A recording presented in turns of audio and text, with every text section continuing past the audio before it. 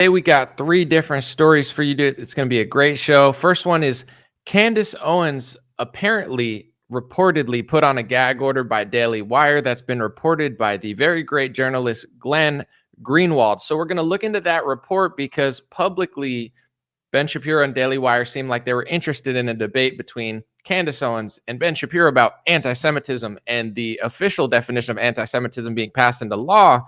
But it looks like behind the scenes, according to journalist Glenn Greenwald, that they were putting her under a gag order, which would be a little bit weird. We're going to read that report. Second thing I want to talk about is people like Charlie Kirk, Matt Walsh, and even Tucker Carlson have come out against the anti-Semitism hate speech laws. Tucker Carlson even saying that he believes that it makes the New Testament hate speech, something that a particular person that you might know has said that a couple years ago. Nobody listened. That's cool, though. It's becoming mainstream culture. We're going to talk about that. And the third story is Nick Fuentes is a conservative commentator who has been pretty much blacklisted from all Republican media. He's been smeared by left and right-wing media. He's been banned from most social media apps, but Elon Musk is sticking true to his constitutional First Amendment pledge, and he's bringing him back to Twitter. We're going to tell you why this is interesting, and also, and by we, I mean me, because there's no one else here, but I'm going to also talk about why this is the biggest nightmare for a lot of people like Ben Shapiro, who have worked for almost a decade now to make sure that nobody has ever heard this guy's voice or seen his face or heard what he thinks at all. Of course, there's been some edgy and crazy stuff said, but we're going to talk about it all. Dream Rare podcast starts now. Give me a thumbs up for the algorithm on the video, and also give me a thumbs up in the chat if the sound's good. I got a lot of slides and things to read today, so I'm not going to see comments till the end. Thank you guys for being here. I'm excited. I think today is going to be a really good show. Dream Rare podcast starts now. It's the Dream Rare podcast. Welcome to the show. The way to get the news at the desk or on the road. Let's go. God is great and success in our control. The world is crazy, but we get better from obstacles. Yeah. What's going on, Marla, Verite, Fadra, Trisha, Joe with the ladybug symbol. I appreciate ladybugs. They're nice little creatures. Snoopy Boobs, that's a weird name. Galazer, Rick James. Is it the original Rick James? Is that even possible at this point? Anyway, I'm going to let y'all know I'm back on that coffee. I did a Twitter or an X poll today, and I was like, should I drink a latte or coffee? People said coffee, so prepare yourself. With those caffeine streams, they get a little crazy, so I'm going to try to hone in a little bit and not get too wild, but let's get into the report. And this is like, all of these stories are kind of, it's like a beautiful circle where these all come back to each other, because although they're all different, they're very related. And I think, you know, a lot of people who watch the show and listen and have heard over the last couple months, or even new people and people that don't just talk and they listen. And I'm glad you guys talk and leave comments, but there's some people that they close their ears on my Facebook page and they just talk and they never listen to what I'm saying, which is fine. But I'm like, if you actually listen, there is a connection. There's a reason that this matters, because a lot of people will be like, I'm tired of the Candace Owens, Ben Shapiro drama. Who cares? We're just infighting. It's not infighting. It's probably a decade-long kind of battle within conservative media, the same way Donald Trump battled against the rhinos, or that's what people perceive. It's like him fighting with Mitt Romney, even though he endorsed Mitt Romney, of course, but him fighting with Mitt Romney is not necessarily a bad thing, because it's exposing the fact that the opposition is fake and the Mitt Romney-Obama election was a wash to begin with.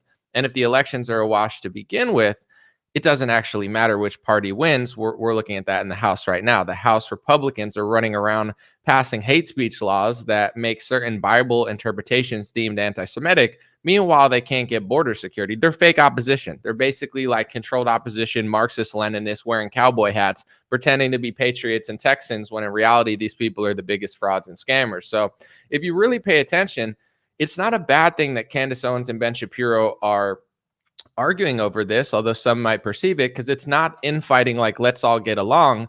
There's a reason we're not all getting along, because we don't have the same ideologies, because a lot of people are not really aligning with values that I believe are important. And we're going to get into that story, but I just wanted to make that point before I do. Like, the people that never listen, they're just like, who cares about this? It's like, I care. That's why I'm talking about it again. And millions of people care. You know, there's a lot of people who do care about this, because dozens of journalists, news analysts, reporters have basically been shunned and blacklisted for a long time. if you talk about this topic. So it's not just the government doing it, it's not just the media doing it, and it's not just the left. It's a concerted effort to basically silence and smear any person who could see through this deception. I'm talking really slow now because I want to sip on my coffee. It's really warm right now, and it's not going to be in 20 minutes. And if you're a respectful person, you like your coffee warm. If you're disgusting, you just drink it cold. I'm just kidding. I'll drink it cold sometimes, but I prefer it hot. Anyway, here's the headlines. New York Post reported Daily Wire obtains gag order against Candace Owens despite Ben Shapiro wanting debate. Glenn Greenwald was the person who broke it, as it says exclusive, as the Daily Wire publicly negotiated a debate with Candace Owens.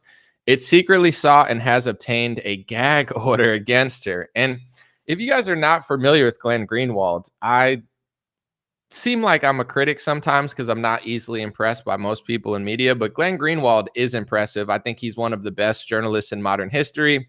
He's worth listening to. He's got a Rumble show. I don't listen to it all the time, but Glenn Greenwald's somebody I listen to, and you very rarely hear him wrong. I mean, he's got some progressive, like, domestic issues, but he leans into his journalism and just reports the news. And I pretty much never see this guy lying. He's always being honest about the current dynamic of politics. He's a great journalist, and if he reports it, it's not just gossip or drama. I mean, he's one of the more accurate analytical journalists out there. So before we read into it, because I'm going to actually read the article and see what's going on publicly, it went, they separated ways. Everybody saw it. Like, Candace left or got fired, and I really don't know which one happened. Maybe she left. Maybe they didn't want her there. Who really knows, because they're not talking about it. But I saw Ben Shapiro going on a bunch of podcasts, and he would take little jabs at Candace. And then I remember Candace would tweet publicly. She's like, I thought we weren't talking about each other. So I don't know the legality of it. I don't know the contracts, what they signed, NDAs. Like, I have no idea the relationship between Candace and Ben. But I did notice that she kept saying that it seemed like, I don't know if it was a official agreement or something that they had just done with a handshake, but she had seemed to not talk about Ben that much at first. And Ben was running around on multiple shows, like, talking about her. So she was like, I thought we were not doing this. And then Ben would, like, do it, but not do it. So then I guess she came out and was like, let's just debate about it. Here's where it gets interesting. Publicly, they were like, yeah, we want to debate. Of course we want to debate. But behind the scenes, it looks like they were using her calling for the debate as justification to basically gag her, not literally gag her, but a gag order, to stop her from talking, I guess. So let's look at the article, okay? I'm going to read the important parts, but this is the first part that I saw that's worth reporting, because a lot of it is just painting the picture of how this came to be. But let's not bore each other and get into the important parts. Glenn Greenwald wrote, but the debate was never going to happen. That is because the Daily Wire, in secret and unbeknownst to its readers, saw a gag order to be placed on Owens after she called for a debate. They did this under the cover of secrecy before a private arbiter at exactly the same time that they were claiming in public that they wanted this debate and were even negotiating the terms with her. To this date, the Daily Wire has not informed its readers, seeking to understand why the much anticipated debate has not yet happened, that they had sought and obtained a gag order against Candace Owens.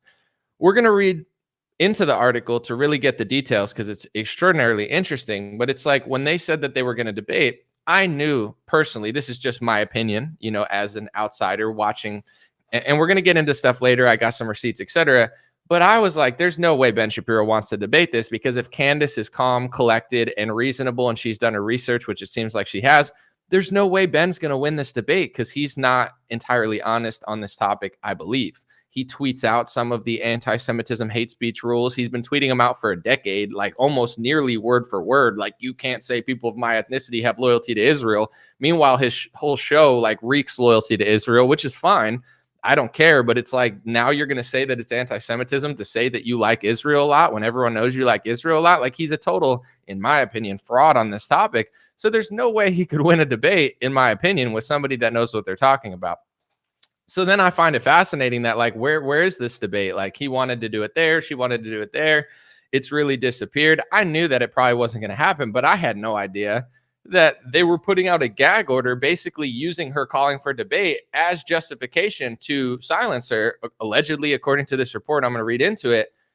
And then it's like, That's crazy. That's so the opposite of debating. Is like, not only will we act like we're publicly debating, but privately we are going to basically try to make it almost impossible to talk about this. So let's look at the article, but I got to drink this coffee, man. It's so good. I'm back on that. I'm back on that fresh roasted. You know what I'm saying? They get up in the morning, they wake up when you're asleep, roasting, roasting, roasting. So it's fresh. So you're getting those nutrients, antioxidants. Maybe, I don't know. I'm not a coffee scientist, but so I've heard.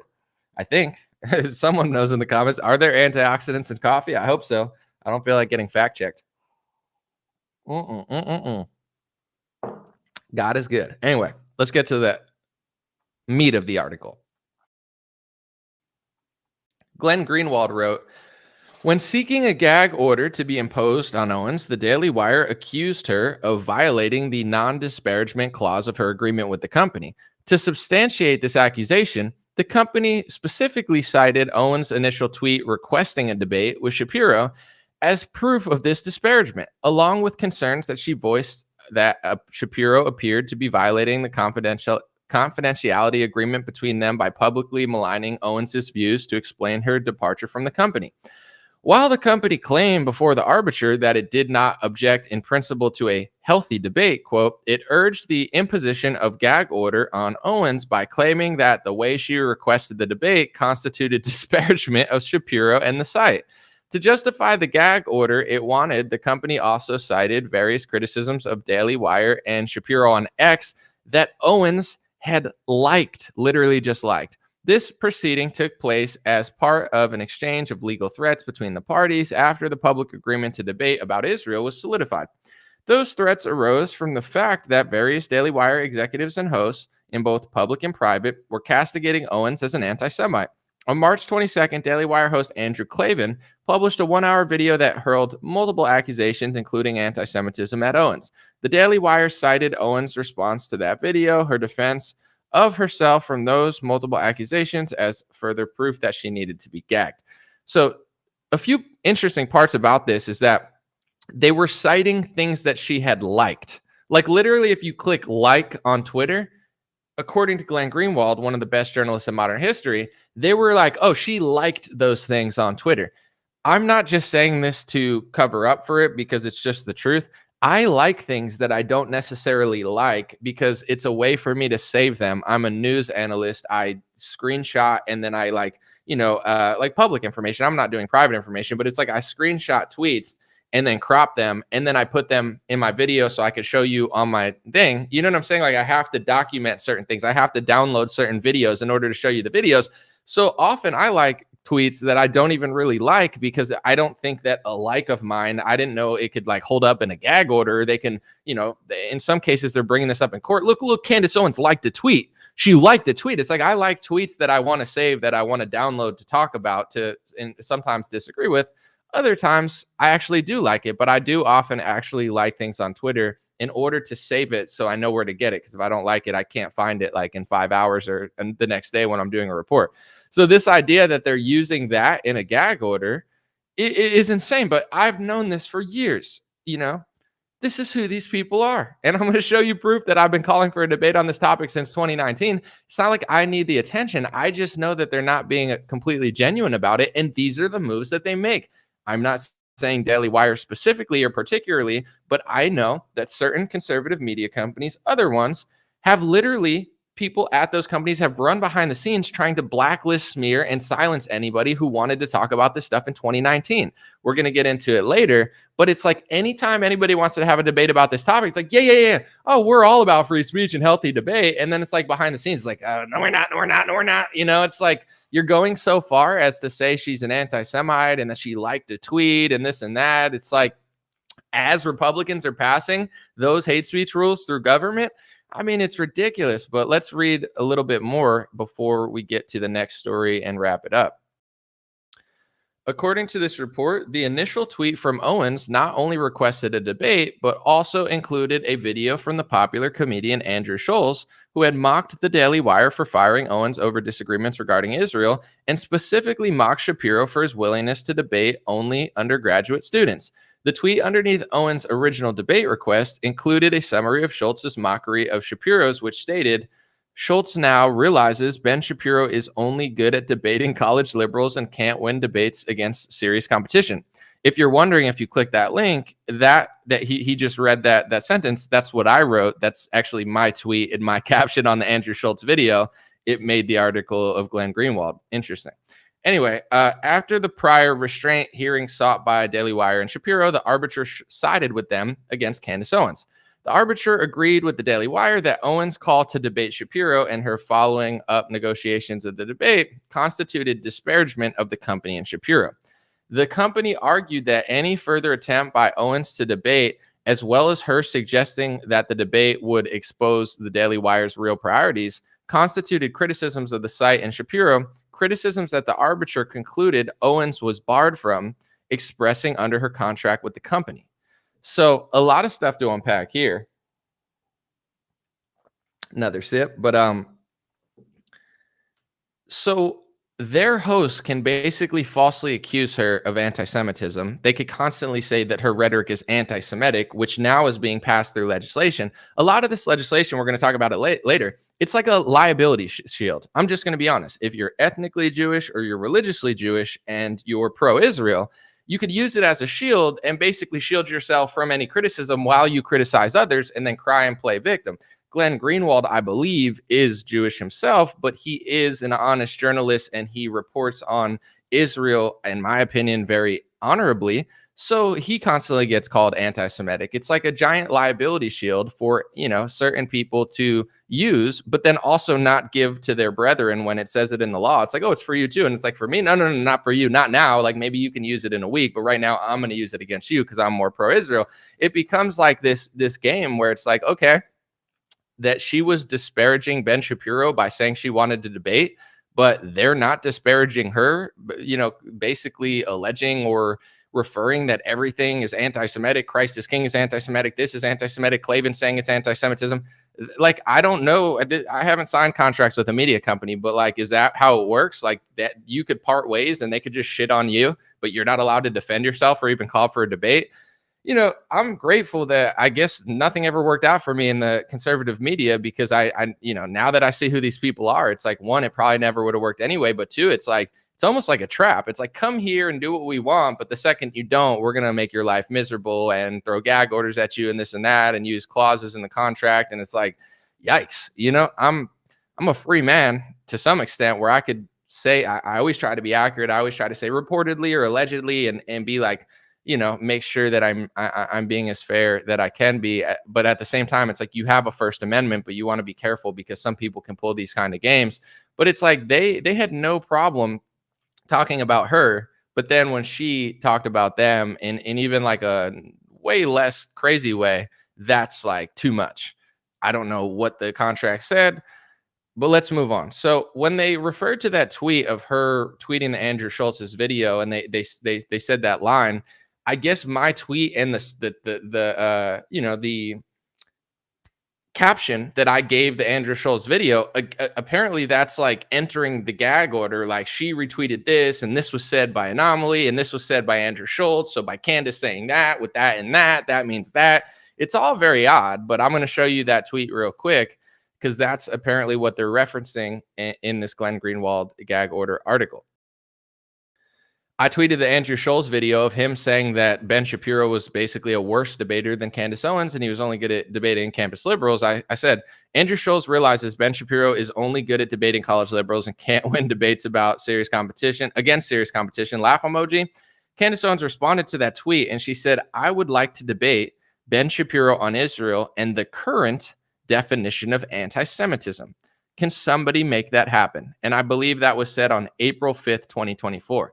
So she simply just responded to a video. I mean, she's a news analyst. She's a journalist. She's a American citizen. She's not even allowed to respond to a video. That's like defamation to Candace Owens. You could just shit all over her. But if she says like, I just want to have a debate about the current definition of anti-Semitism and respond to a video that Andrew Schultz said that everybody's like replying to, she's not allowed to say that. And I just want to show you it again because I'm just saying, I'm not going to say anything. I'm just saying, if you see that, Read it. I would like to debate Ben Shapiro on Israel and the current definition of anti-Semitism, because Candace Owens knows that the current definition of anti-Semitism being passed through law is not necessarily what you would understand if you watch a lot of these Republican media platforms, because they don't seem to want to talk about it that much, and they always seem to like skirt around that topic. Look at this tweet of mine from 2019. Does it look familiar? Let's look.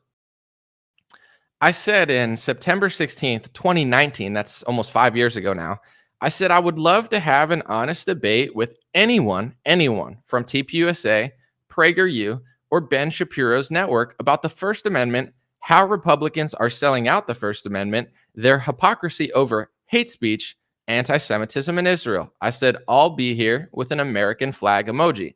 Look at the date on the bottom, 9/16/2019. Almost an identical ask. I'm not signed to a media platform, so I can't have a gag order on me of that extent. But you notice how I said anybody at TPUSA, because people would say like, oh, you're just jealous. Charlie Kirk and Ben Shapiro don't care about you. Yeah, I'm not asking them to care about you, but even at the time, like I don't remember how many followers I had, or I don't really care. But it's like I wasn't a small fry. I was one of the bigger accounts on Facebook, and Facebook was even bigger probably at the time than it is now as far as like how relevant it was. So it's like I wasn't a small conservative influencer, but it's like if you want to say I'm not big enough to debate Charlie Kirk or Ben Shapiro, okay, it's not like a dick swinging competition. I'm just like, will anybody debate me on this topic? Anybody? Because this is one I want to point out real quick is today, and this is not a competition, it's just simply painting the picture accurately.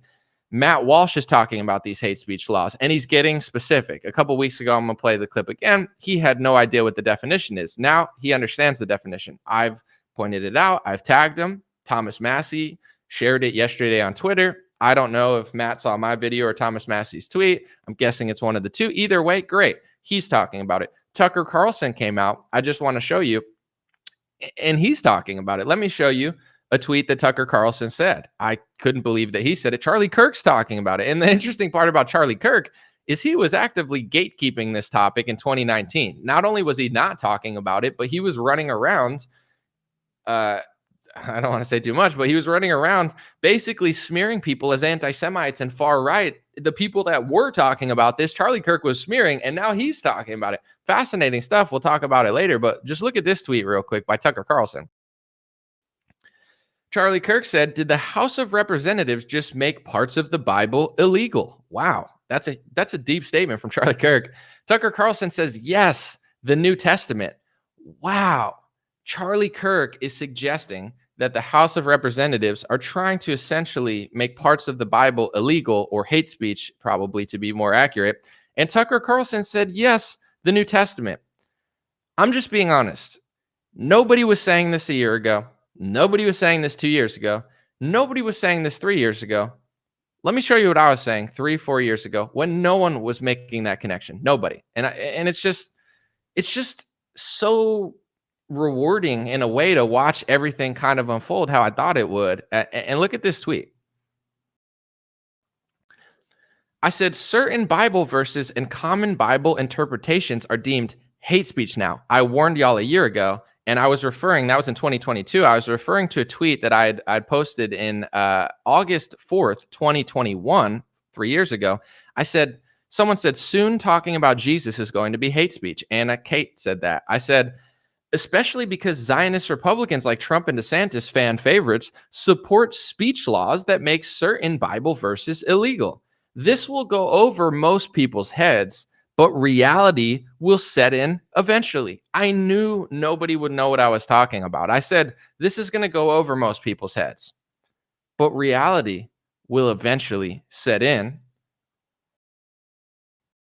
And this is 2024. Reality is setting into the biggest conservative influencers. They're now understanding what I tried to talk about years ago. It's not a competition, but I will say before I play this clip, I do wonder certain people's motives. Tucker Carlson, he's Tucker Carlson. You know, he's very well connected. He's been in media for a while. I like a lot of what he says. I enjoy Tucker Carlson. I find him fascinating. I love him. I think he does great journalism. But I don't trust everything he says. But I do like Tucker Carlson, and I don't really have expectations. I love the guy. I think he's awesome. I don't question his intentions on this really, because he wasn't really running around gatekeeping the narrative in 2019. He just wasn't talking about it. And he was at Fox News. It probably wasn't a tree he wanted to climb up.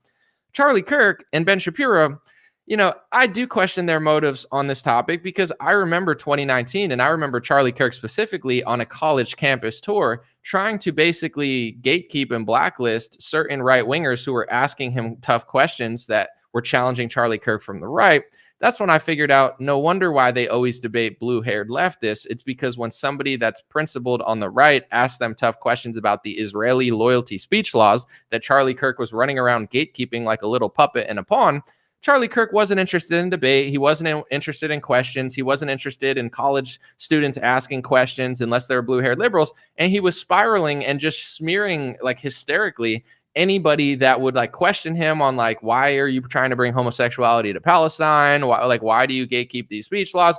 Charlie did not handle that well at all. And in fact, I watched him basically sabotage a lot of people who were simply just trying to ask questions. He might not like who they are, who they represent, but a question is a question. And, now he's talking about it. It's not like it's a bad thing when people wake up. I enjoy it. I just question his motives. It's like, why now? Is it because the Democrats are in office? Why now? Is it because it's now publicly acceptable to say and you're not afraid to?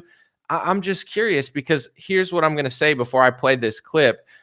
This next clip I'm going to play is the meat of, I did a 40-minute video on Matt Walsh waking up to these hate speech laws. And this 3-minute clip I'm going to play is the meat of me explaining what the speech laws were, because now Matt Walsh knows. And I think he's probably going to tell his audience today or tomorrow on a show, because he seems passionate about it. But 2 weeks ago, he said, I completely disagree with these hate speech laws. I just don't know what they are. Like, what is the definition of anti-Semitism? So I made a video and I said, hey, Matt Walsh, God bless you for talking about it. But if you really want to know what the definition is, here's the definition. He knows now, but he didn't 2 weeks ago. I'm going to play that clip. But the point that I'm getting to real quick is that everybody that I'm following, everybody, pro-Israel people, I mean, there's some people that are still being dishonest about it, but even a lot of pro-Israel people are like, I disagree with these hate speech laws. This is crazy. People reporting this is being passed through the House. Guys, this is the end of free speech. If this passes through the Senate, we're done. The crazy part about this law that they're passing, this anti-Semitism rule that they're passing through House right now, that all these mainstream Republicans are freaking out about it, they're not telling you the truth, that this has already been passed upwards of 100 times in the American government. Donald Trump passed it through executive order in 2019. Ron DeSantis has passed it multiple times into legislation, the legal definition, upping, handing out flyers on private property to a higher offense, passing it through schools. Like they're passing it through schools, passing it as law, passing it for courts. Like, they're passing it in every way they can. Everyone's acting like this was just passed. It's not a competition. Like, I care that people are talking about it 4 years late, although it is suspicious. I'm just annoyed a little bit, because it's like, yeah, you just woke up to this yesterday, but now you're going to trick your audience into thinking that this just passed, with Mike Johnson and the Democrats and the Republicans are corrupt. Donald Trump passed this through executive order in 2019. Ron DeSantis signed a bill in 2019.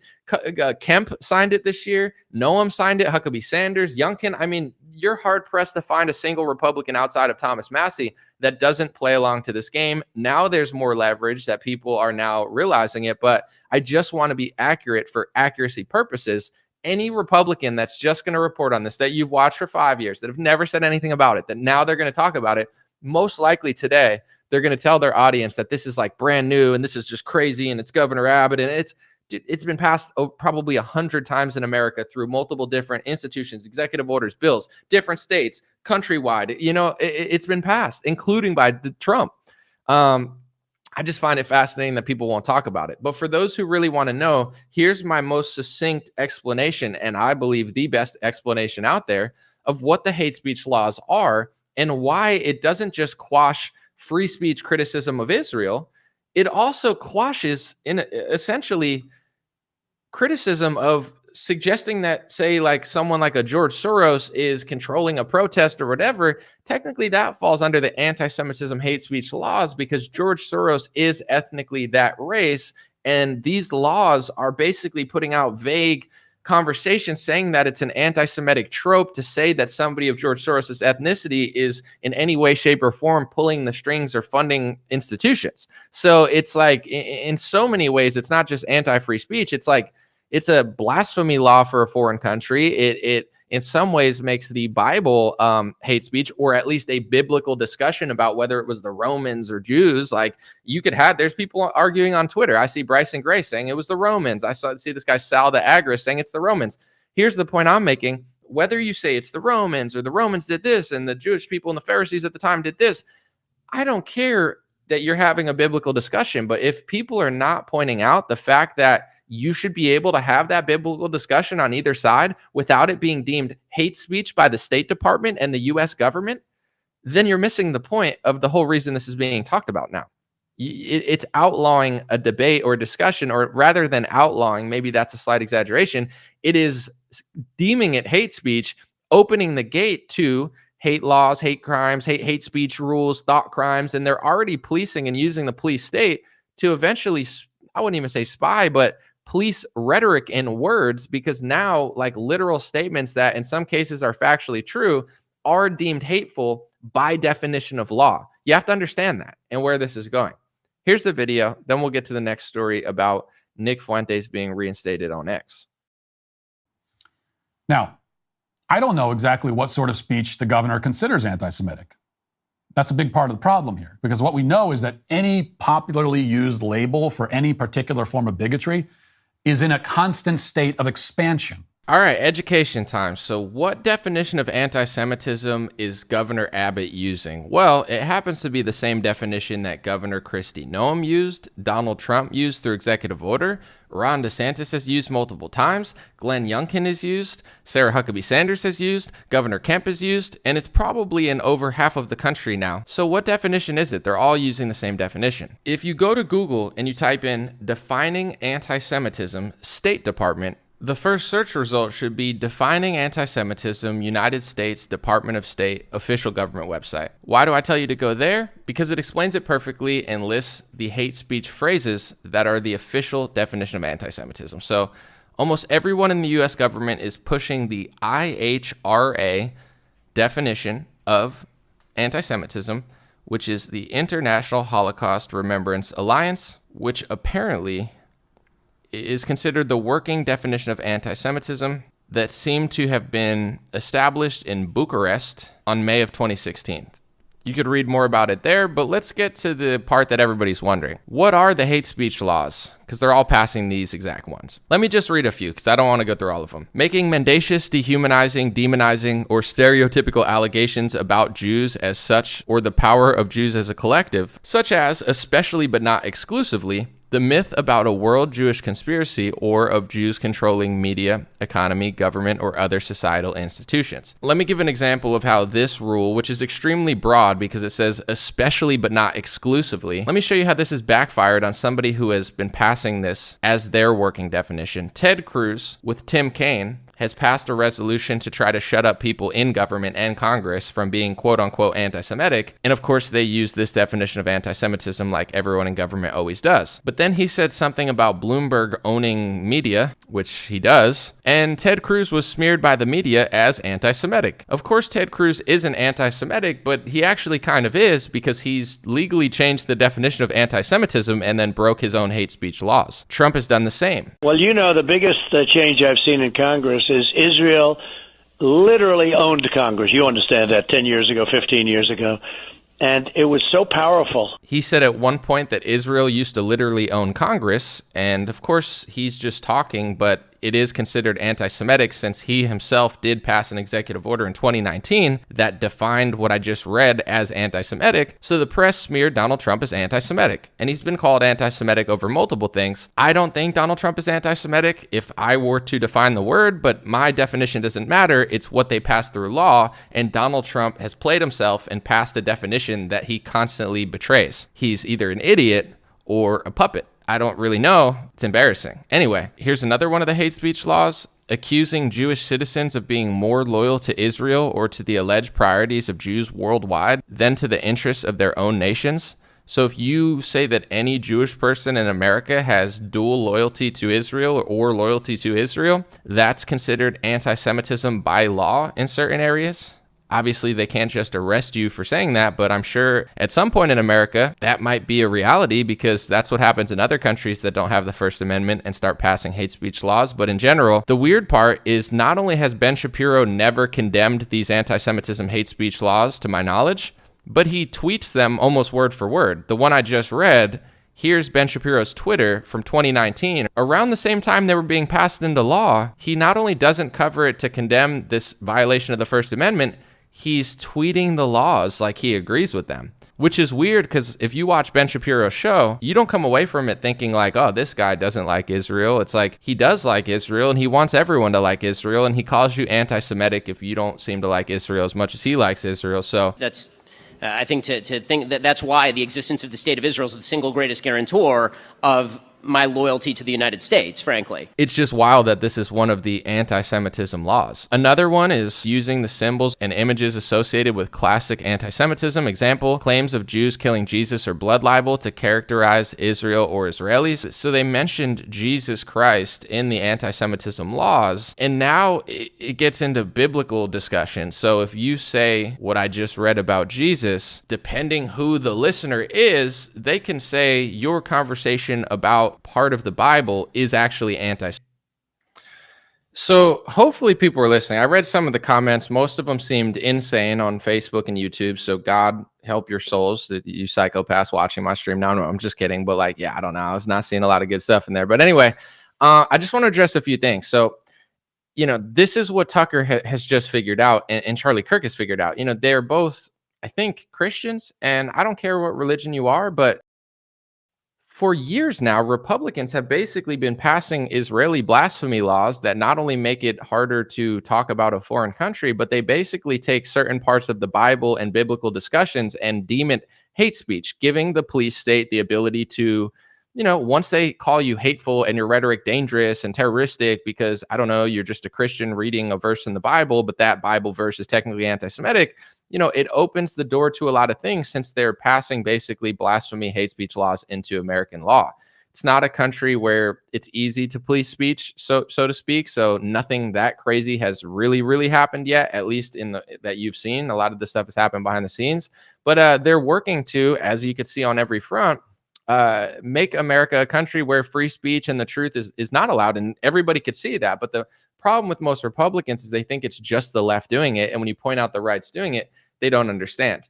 Like, I don't want to pick on boomers that much, but I kind of do. God bless everybody. We love all ages here, and we love the good boomers that are smart and they listen and they research. But some lady like Linda on Facebook, of course, Linda, but she's like, oh, Anomaly doesn't want to protect free speech. He wants to protect hate speech. It's like, this is why, and I'm not, I'm sorry to roast you, but there's boomers who watch Rachel Maddow that are insane. There's boomers that watch like Sean Hannity that are insane. But it's like the reason you're annoying people is because you're like using the same mindset you had 30 years ago. You never learn. You just yell things and nothing you say makes sense whatsoever. And you just like completely ignore everything that's being said. And then you just like shit out of your mouth. Like it just flows out of your mouth annoyingly. And then people are like, stop lying and being weird. And then you just like, it's like so stupid and annoying. Like if you took the last 10 minutes of what I told you and that's what you said, you're like a moron. But the reason you're a moron is because you never listen and learn. You just keep talking. Try to stop for like 20 minutes of your entire life, and listen and learn and upgrade your mind frame, because it's like so outdated and stupid that everyone is like laughing at you. But anyway, I also saw somebody tweet, I'm going to get to the next story, but I saw somebody say that Michael Knowles is really upset at this now. Here's the part that I just don't believe these people. And I'm glad that the Overton window has shifted so far that people are talking about it. I'm glad. That's a good thing for the country. But the thing is, me personally, I talked about this in 2019, and I saw what Conservative Inc., which is like major conservative media and the big companies like Daily Wire, I saw what a lot of them were doing and how they were framing this situation in 2019. And I do not believe that Matt Walsh didn't know about this until yesterday. I don't believe that Michael Knowles just figured this out. Donald Trump passed it through executive order in 2019. Ron DeSantis passed it through a bill in 2019. They just figured it out. Now they're so mad because it's in the House. Oh, I don't want this to pass. It's already passed 100 times. You don't think they know this? I believe, not speaking for individuals, but just broadly, I believe that there's an incentive structure in conservative media. I not just believe it, I pretty much know it. If you don't talk about this stuff, you get opportunities. The second you talk about it, you get Candace Owens. The second you call for a debate, you either get gag ordered or they go behind the scenes and they start smearing your name so everybody's afraid to talk to you. They've been gatekeeping, and it's not Michael Knowles directly. He's just like a useful little sock puppet. They've been gatekeeping this narrative for 6 years now and playing stupid to it while certain people and powerful people are running behind the scenes, smearing you, blacklisting you, saying that no one should talk to you, chasing you out of events. Even at one point in 2019, I think Charlie Kirk stopped doing question and answers because he was getting questioned by right wingers that he didn't want to talk to. So he didn't even allow questions at certain one of his live events, because after, if you're just like debating the left, it's easy. But once right wingers ask you tough questions, he's like, oh my gosh, they're swarming me. Yeah, with valid questions about why you want to make like sodomy, like expand sodomy into like Muslim countries when you complain about it in America. Like it's just like all so dumb. But once I realized that, it's like, I'm glad that Michael Knowles is mad today, but like, why now? And why will he report that this has been passed by Trump and DeSantis? Almost definitely not. He'll probably be like, oh my gosh, this brand new thing. And it's like, there's no way these people didn't know. If they don't, they're too dumb to do news analysis and for me to take seriously. Why would I want to listen to somebody that's 5 years behind on me? Like, even this Tucker Carlson topic, like this is an interesting angle. It's like, technically these hate speech laws are making parts of the Bible and interpretations of the Bible anti-Semitism. That's what they're doing. But here's the thing. I was the one who said this 3 years ago, and I didn't hear anybody say it. I didn't read someone saying this and be like, oh, let me say this. This is an idea I believe that I thought of, and I'm sure someone else has thought of it because it's the truth, but it's like I didn't just regurgitate what someone else told me. I read the laws myself, and I was like, technically, this is making certain Bible verses, it's deeming them hate speech. How was I 3 years ahead of Tucker Carlson on this? How was I 5 years ahead of Michael Knowles? Am I that much smarter than them? I don't believe so. I mean, I'm not stupid. I definitely think I'm more honest in some cases, but it's like I like Tucker more than I like Michael, but I just find it shocking that they're all saying this today, yet they're misframing it like it's this new thing that just got passed in Congress when it's been passed by all of their leaders that they've never mentioned past it. It's like the same way they do with Operation Warp Speed. It's like, say what you want about it, but at least let your audience know the truth. Like, let your audience know Trump took $1 million from Pfizer. Let your audience know that Trump said he'd never take donor money, but he took hundreds of millions of dollars from corporations and tens of millions of dollars from mega donors that are, paying off politicians to gain influence. All these politicians who say, I stand with Israel or I stand with a foreign country, go look up how much money they're taking from lobbyists. When they say, I stand with a foreign country, I'm just being honest. They're probably sitting down. They're probably not standing. It's probably their intern posting it. And they've probably taken tens or hundreds of thousands of dollars from lobbyists that allow them to get in office. Without that money, they wouldn't be there. So they're not standing. They're sitting. Are they really standing with the people of a foreign country? How come they can't stand with the foreign country without taking money from them? I'm sure I could stand with Big Pharma if they paid me $100,000. Like, I stand with Big Pharma. Yeah, of course, they just lace my bank account. It's the same way I stand with my sponsors when I sponsor a product, when they pay me to do it. Like, I have ethics when I do it, but at the same time, it's like, you're not courageous for standing with a group that's paying you.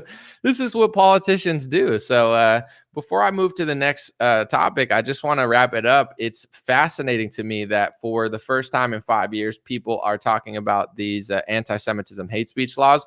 And what that really low IQ boomer is doing in the comment section is what the media does to you as well. They basically just say you're being hateful, right? They go, oh, you're just hateful. No, I believe in the First Amendment. Oh, you're just being hateful. No. Oh, you just hate this whole group of people. No, I've read the laws. I know what the laws are. I've almost essentially memorized them because I've reported it so many times in the last 5 years. I'm not shocked like Matt Walsh is today. I'm not shocked like Michael Knowles is today. I'm not shocked because I read them 5 years ago. I reported them and I got blacklisted from Republican media for doing so. So I just want to make this clear because someone says the anomaly, the government's different than the media. I know that, dummy. You think I don't know that Trump passing a speech law is different than a media company reporting on it? But what if Trump and DeSantis were passing these hate speech laws in 2019 while most Republican media was essentially not allowing people to get through who told the truth about this topic? And what they do is they conflate you standing up with the First Amendment as you hate Israel or you hate a group of people that I don't even want to say because I don't want the clip to be taken out of context sometimes or chopped up. But the point that I'm making is like, look what Candace Owens did. I never saw her say she was against Israel. She never said she was anti-Israel or pro-Palestine. She simply said, I'm America first, and I believe that we're getting a raw end of this relationship. And, I don't agree with these hate speech laws, and I want to talk freely about different groups the same way I talk about BLM and Black people. And that was the end of her career at Conservative Inc. I knew this when I met with Patrick Bet-David a year or two ago, and he said, why do you think Daily Wire would never hire you? And I told him they never would, and I might be a better fit at his company.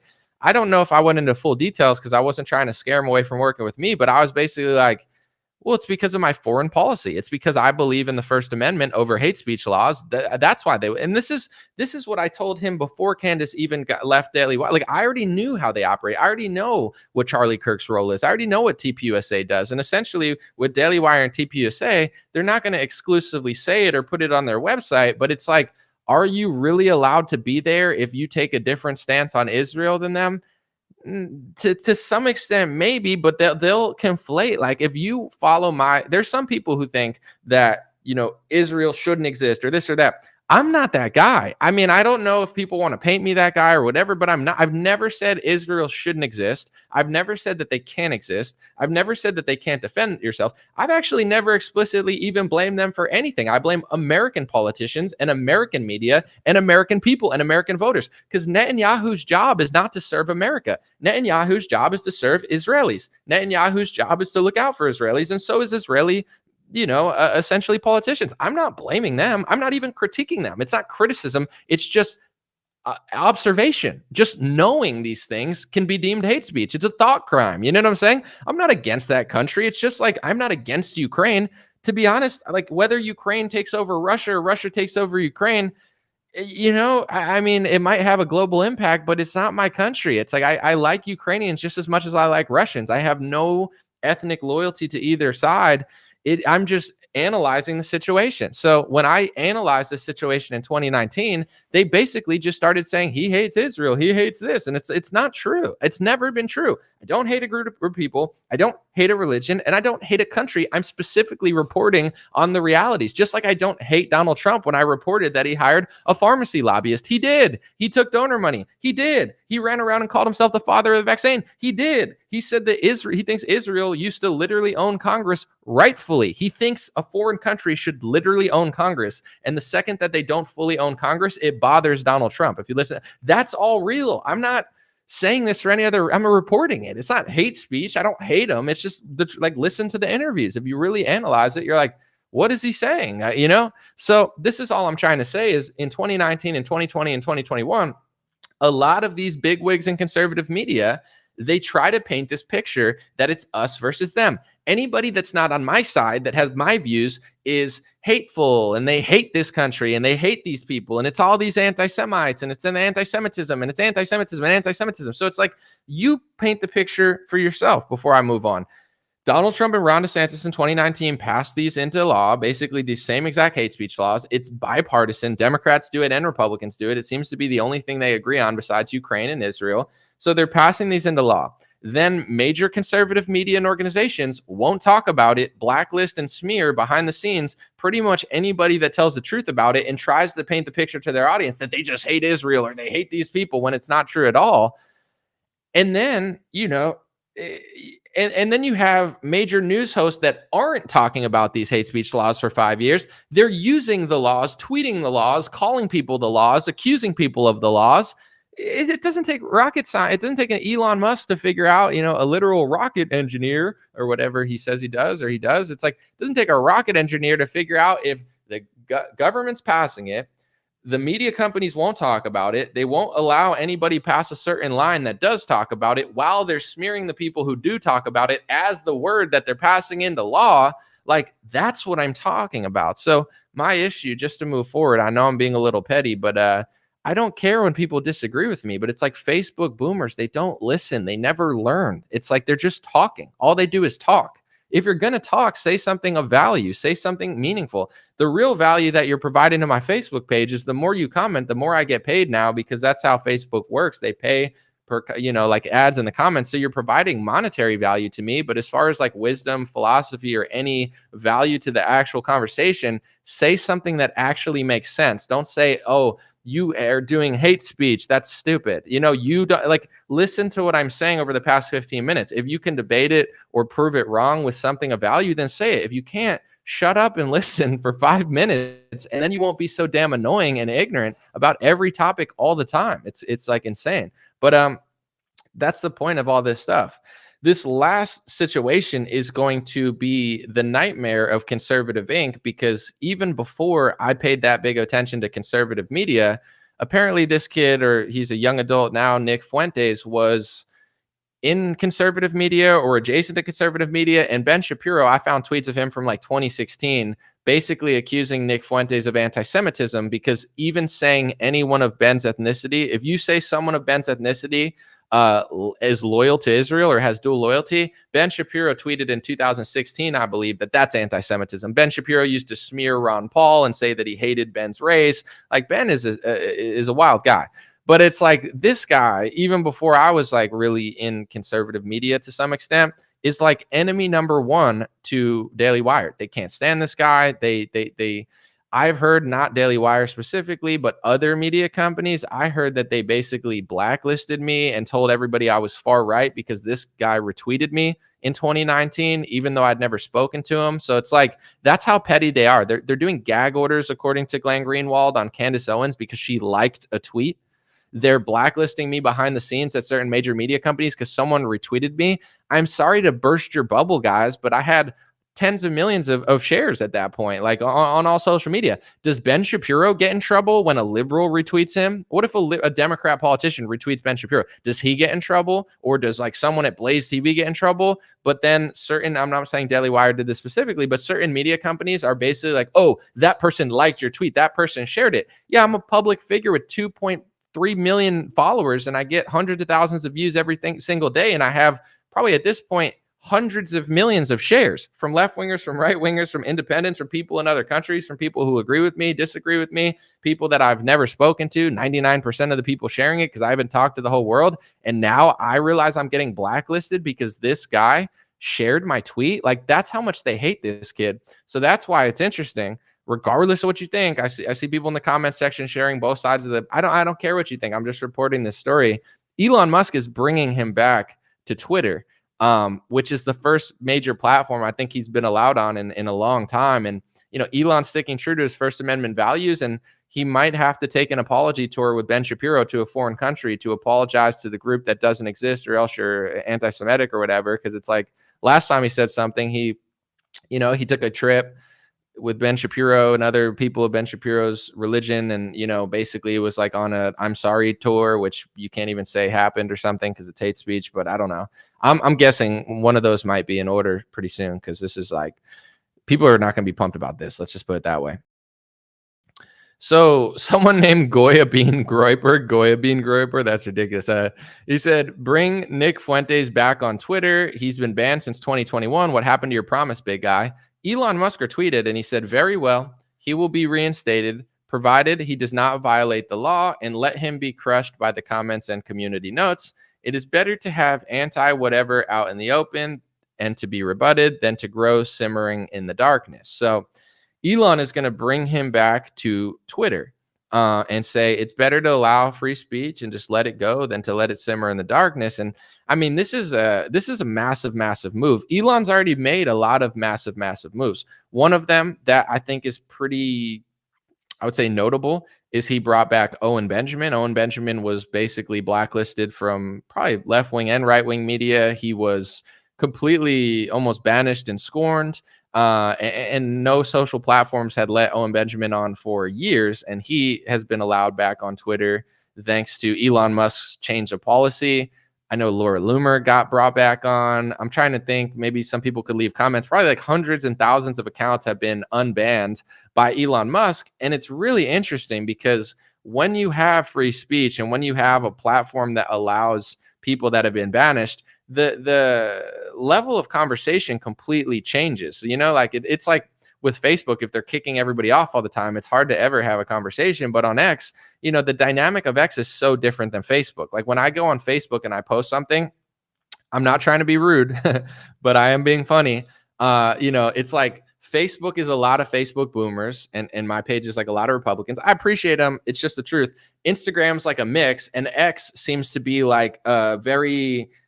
I'm not trying to be rude to other platforms, because I think there is a lot of funny and smart people on Facebook, and a lot of times like the top comments are really intelligent, and there's great people on all social platforms. But the truth is that the level of dialogue on X has far surpassed Facebook, because not all, because there are very great people. I love my Facebook audience. I think people are funny, witty. I love top comments. I love seeing like people respond to the community and be funny.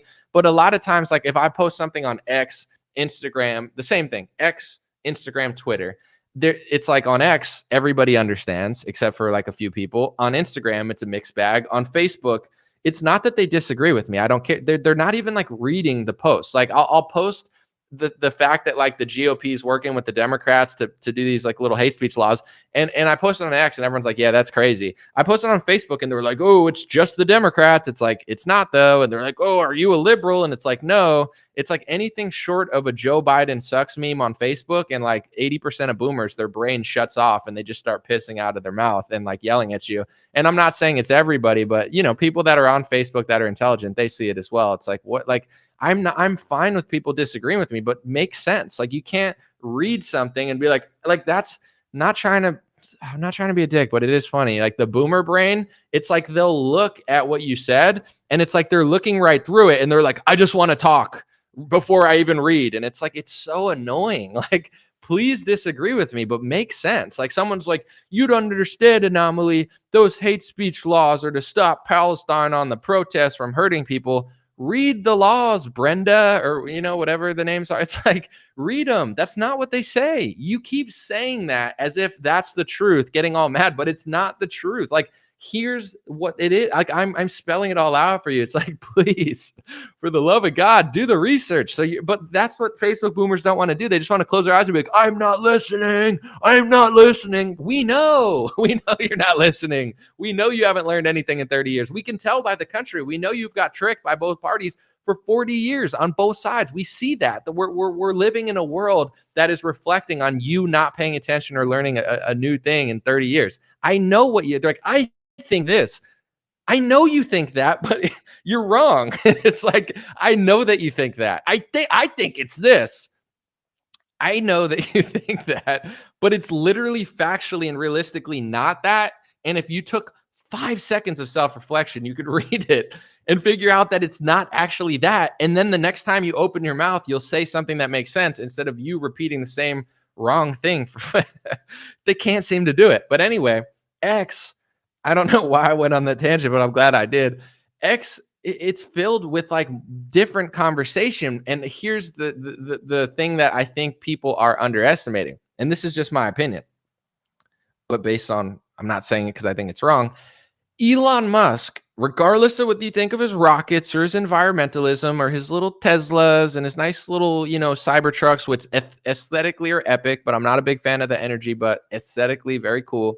Regardless what you think of his brain chips and all this stuff he's doing, or potato chips, brain chips, I'm just kidding. Regardless of what you think about Elon Musk, he's done more for free speech in America than the entire GOP combined.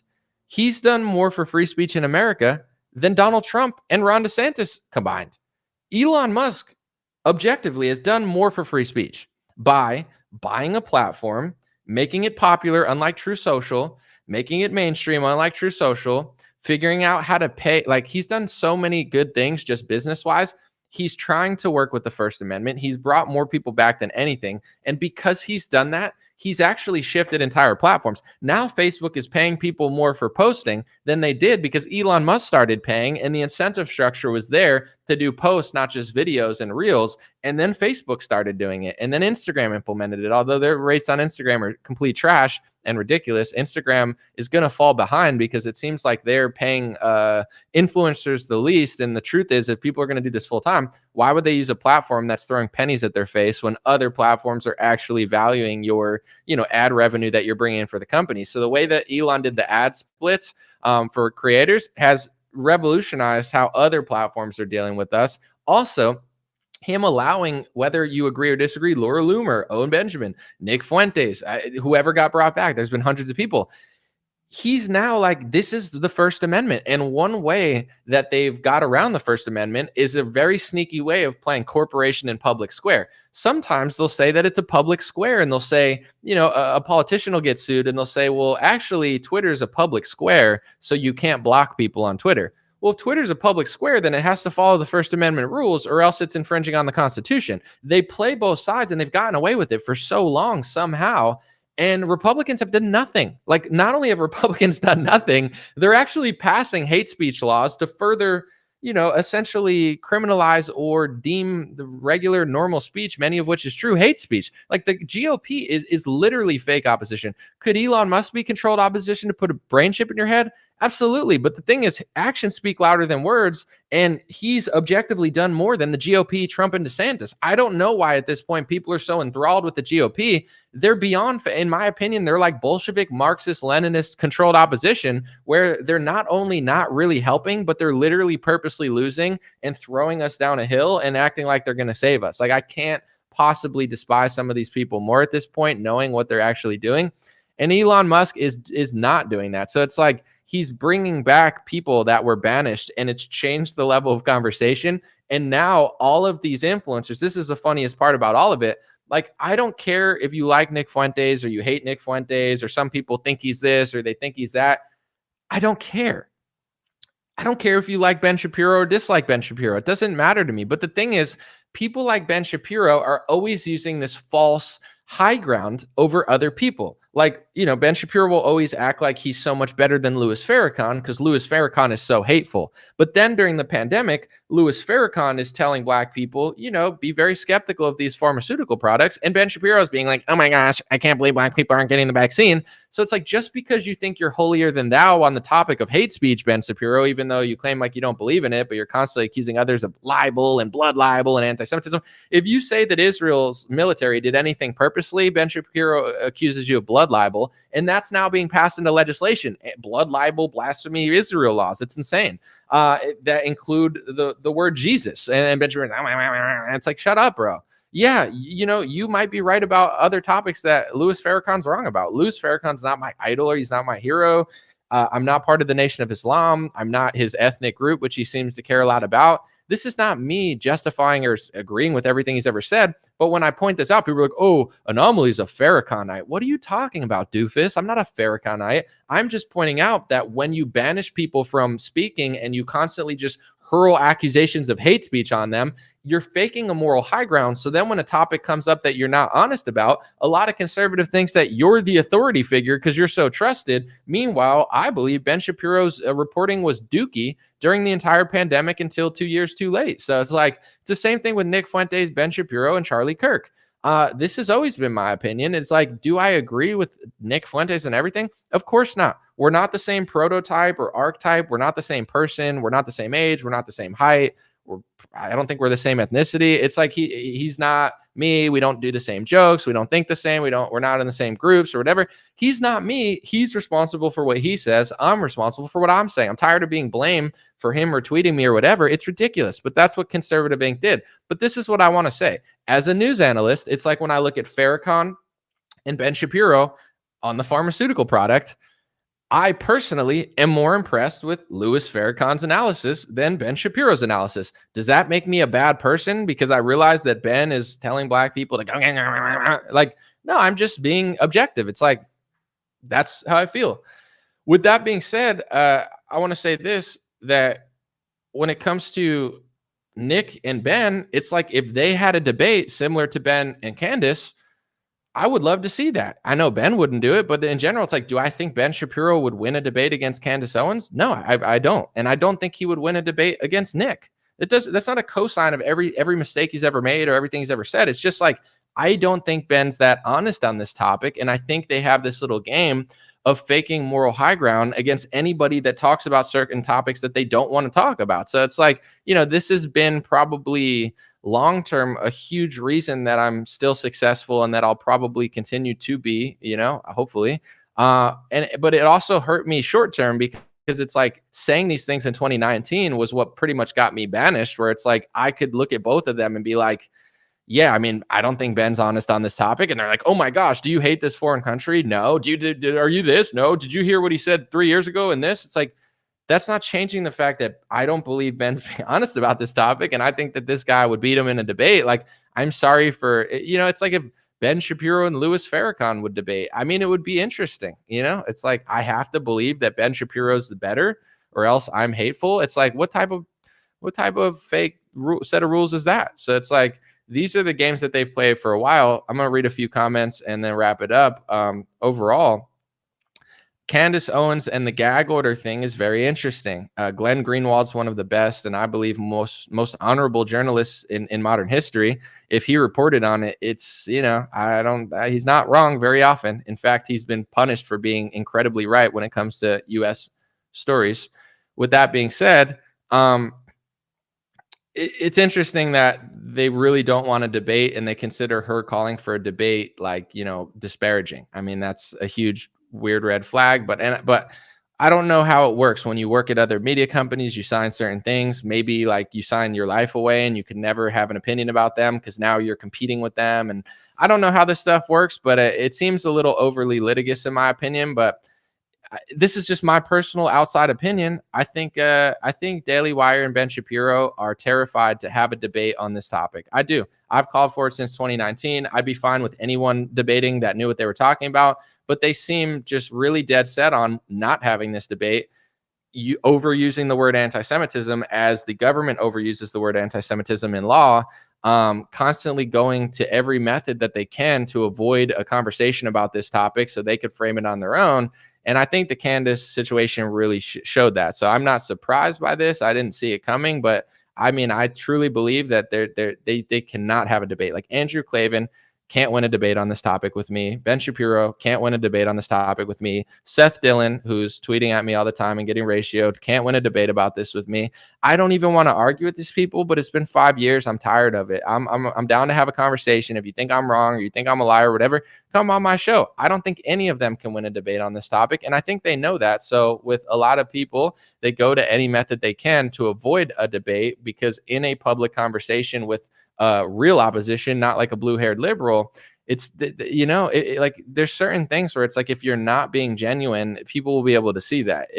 There's certain topics like welfare, etc. It's debatable. It's like, yeah, there's a conversation to be had, this and that, but this is one of those things like you got to be somewhat honest about it or else you're going to get destroyed in a debate. That's my opinion. So we'll see what happens. Very interesting. Second story. What was the second story? Matt Walsh, Tucker Carlson, Charlie Kirk, all these people really leaning into these anti-Semitism hate speech laws, saying that it's infringing on Bible conversations. To say it's making the Bible illegal, it's laying the framework to make the Bible illegal, but it's definitely, I would say, this is the most accurate way to say it. It's taking certain Bible discussions, who killed Jesus, Romans, Jews, whatever, Pharisees, there's a lot of discussions going on about that on Twitter. But the truth is, it's making Bible discussions and Bible debates about that topic. It's deeming it hate speech. Where does it go?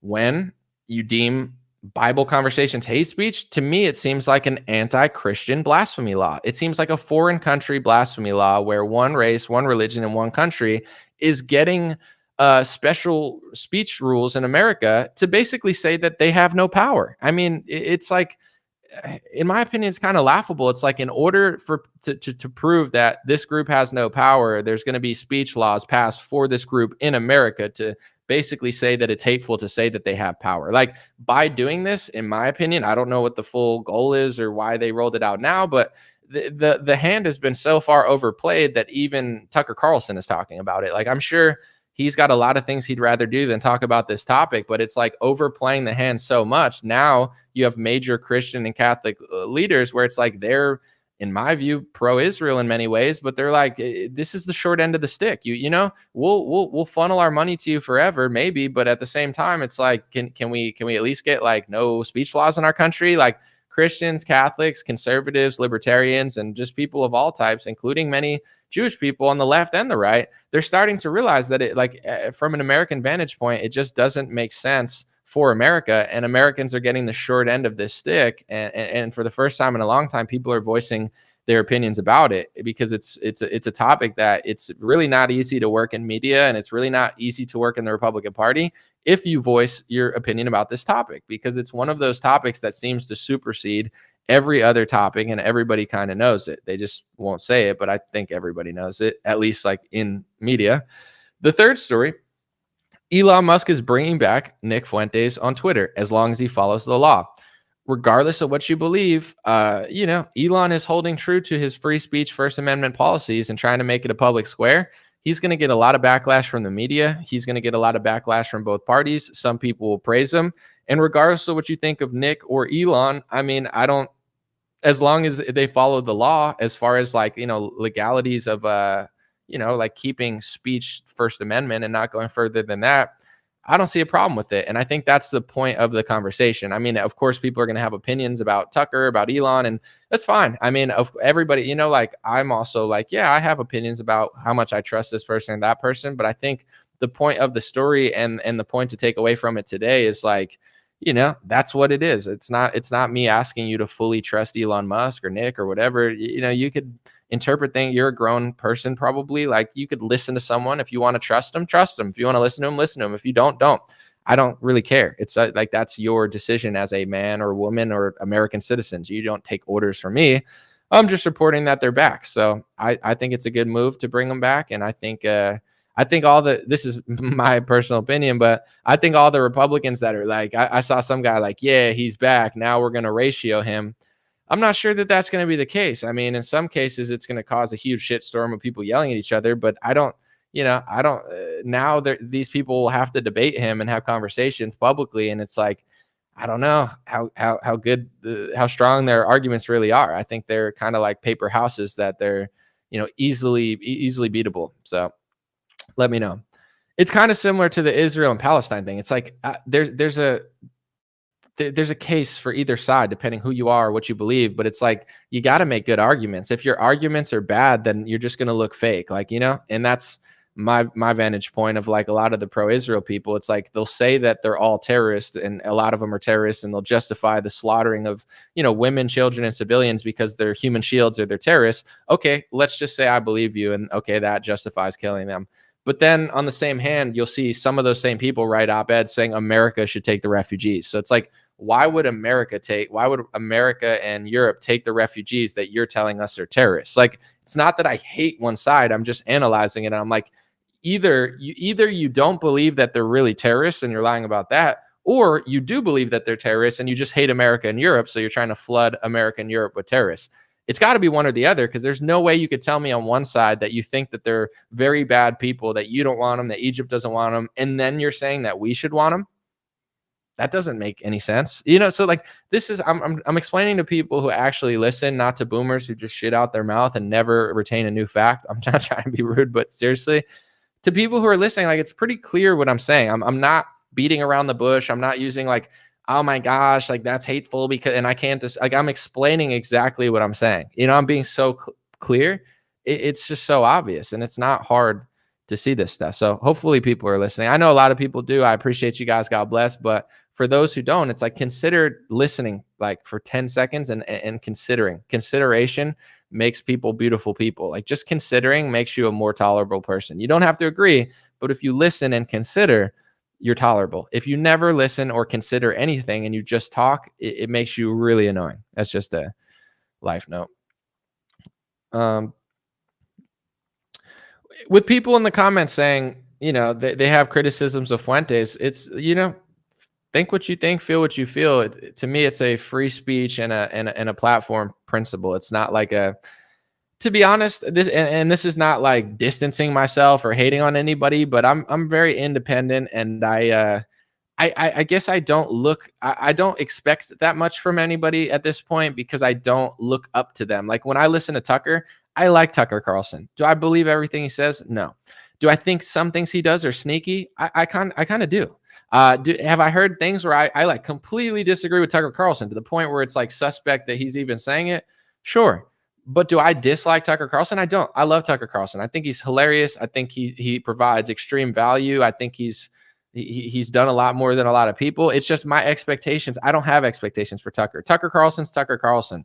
So it's one of those things where it's like me complimenting him. I really like Tucker Carlson, but at the same time, it's not saying like he's not my hero or my idol or like I believe everything he says. Like, God put us on earth to like, have our own like body and mind, and it's a beautiful thing. So it's like, I think whether it's Nick or Tucker or Ben Shapiro or Trump or DeSantis or anybody, just use the brain that God gave you and use your discernment. I feel like there's so much, and this has gone back for years now. I feel like there's so much pressure on myself and others, but especially people that are like publicly talking.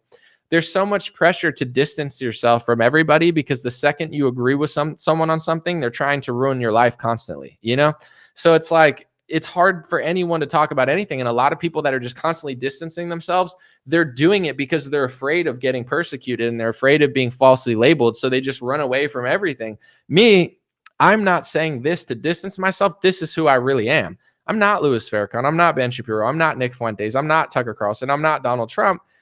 It doesn't mean I hate people. It's just like, I'm not them. So I'm not constantly disappointed because it's like, it's like, oh my gosh, he did this. Like, yeah, I saw that coming or, so when people are super critical or whatever, it is what it is. Everyone can have an opinion, but it's like, consider just not blindly giving your loyalty and worship to any of these people and taking it on a case by case basis and making them earn your trust. And if they earn your trust, then that's cool. If they don't, they don't, but I don't think we got to make a huge deal about it. What do I think of Russell Brand? Personally, I don't listen to him. I'm going to try to say this like in a nice way. I think Russell Brand is an interesting guy. Like clearly he's a fascinating guy. He has a cool accent. I've heard certain videos of him talking about the World Economic Forum and both parties. And I was very impressed by those videos. I thought it was eloquent, well-spoken, on point. I didn't see him lying at all. I liked it. But for me, in order for me to like really listen to someone a lot, it's really got to intrigue me. And personally, I don't know. I'm not like super intrigued by Russell personally. So that's just my opinion is like when he came out and he said he's like getting baptized and it's like Jesus. And then the next day he's playing with tarot cards. I'm not judging him per se. It's just, I've never gone to like, I'm not going to Russell Brand for like religious or spiritual advice. Like I could tell the archetype of Russell Brand. He's like the hippie guy who was like left, but the corporations are bad, but now he realizes the right's not that bad. And, he's saying Jesus a lot, but I'm not sure if he's like to the point where he really believes the religion or he's just kind of like, God and the universe. And like, so he's like, I'm baptized and now I'm playing with tarot cards. It's like, I'm not mad at him and I don't judge him. It's just like, I never thought that he was like a religious voice of reason or, like people were impressed that watch him like, whoa, he's coming to Jesus. Whoa, he's Catholic now. Whoa, he got baptized. Whoa, wait, what? He's playing with tarot cards. It's like, I don't know. I kind of always just see him that way. I see him as like a goofy, intelligent guy who's just kind of like quirky. So it's like for him, I don't know. He hasn't crossed my threshold of like caring about what he's doing enough to really care, but I'm not shocked that he's like baptized and doing tarot cards. Like to me, that's like the stereotype of him I have in my head where he's like, I'm getting baptized. I'm Christian now. Wait, no, I got the tarot cards. It's spiritual. It's the universe. It's like, that was a terrible Russell Brand impression, but like, it's like he's on his journey and, he's a famous guy who says a lot of smart stuff. So he's built a huge audience of people that are interested in his journey. I'm just not interested in his journey enough to like pay attention to it, but I wish him well. And I think he's made a lot of improvements. So I'm rooting for him. I just don't care enough to like listen to him. Is that rude or is that respectful? Is that like an eloquent kind of like way of saying it? I'm trying, someone said, him very well. That's just my interpretation of it. Everyone has like their own thing that they like to watch. I like mixed martial arts. I like UFC. I do like sports. I'll watch playoff games. I'm interested in great athletes. So, some people would say that's stupid. That's dumb. You shouldn't listen to sports ball.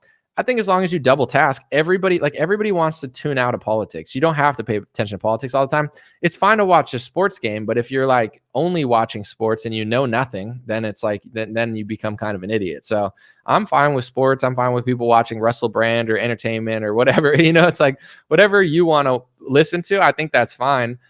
As long as I just think it's important to just not be ignorant and like retain new information and learn, and not just sit there eating like high fructose corn syrup, like watching your country fall away and thinking that like one politician's going to fix it when he's not. But that's just me. Someone said I'm not fit. Are you talking to me, or are you arguing with like someone else? Someone said sports are gay. I mean, this is a point of contention maybe with some of my audience, but I don't think sports are gay. I think it's like one of the most manly things you could do. Being a great athlete, you're a physical specimen that is, now it's sounding a little gay, but no, you're like a physical, you're physically great, and your coordination is great. It's like, NFL is like warrior, like UFC is literally warrior, and boxing, it's like you're the best fighter.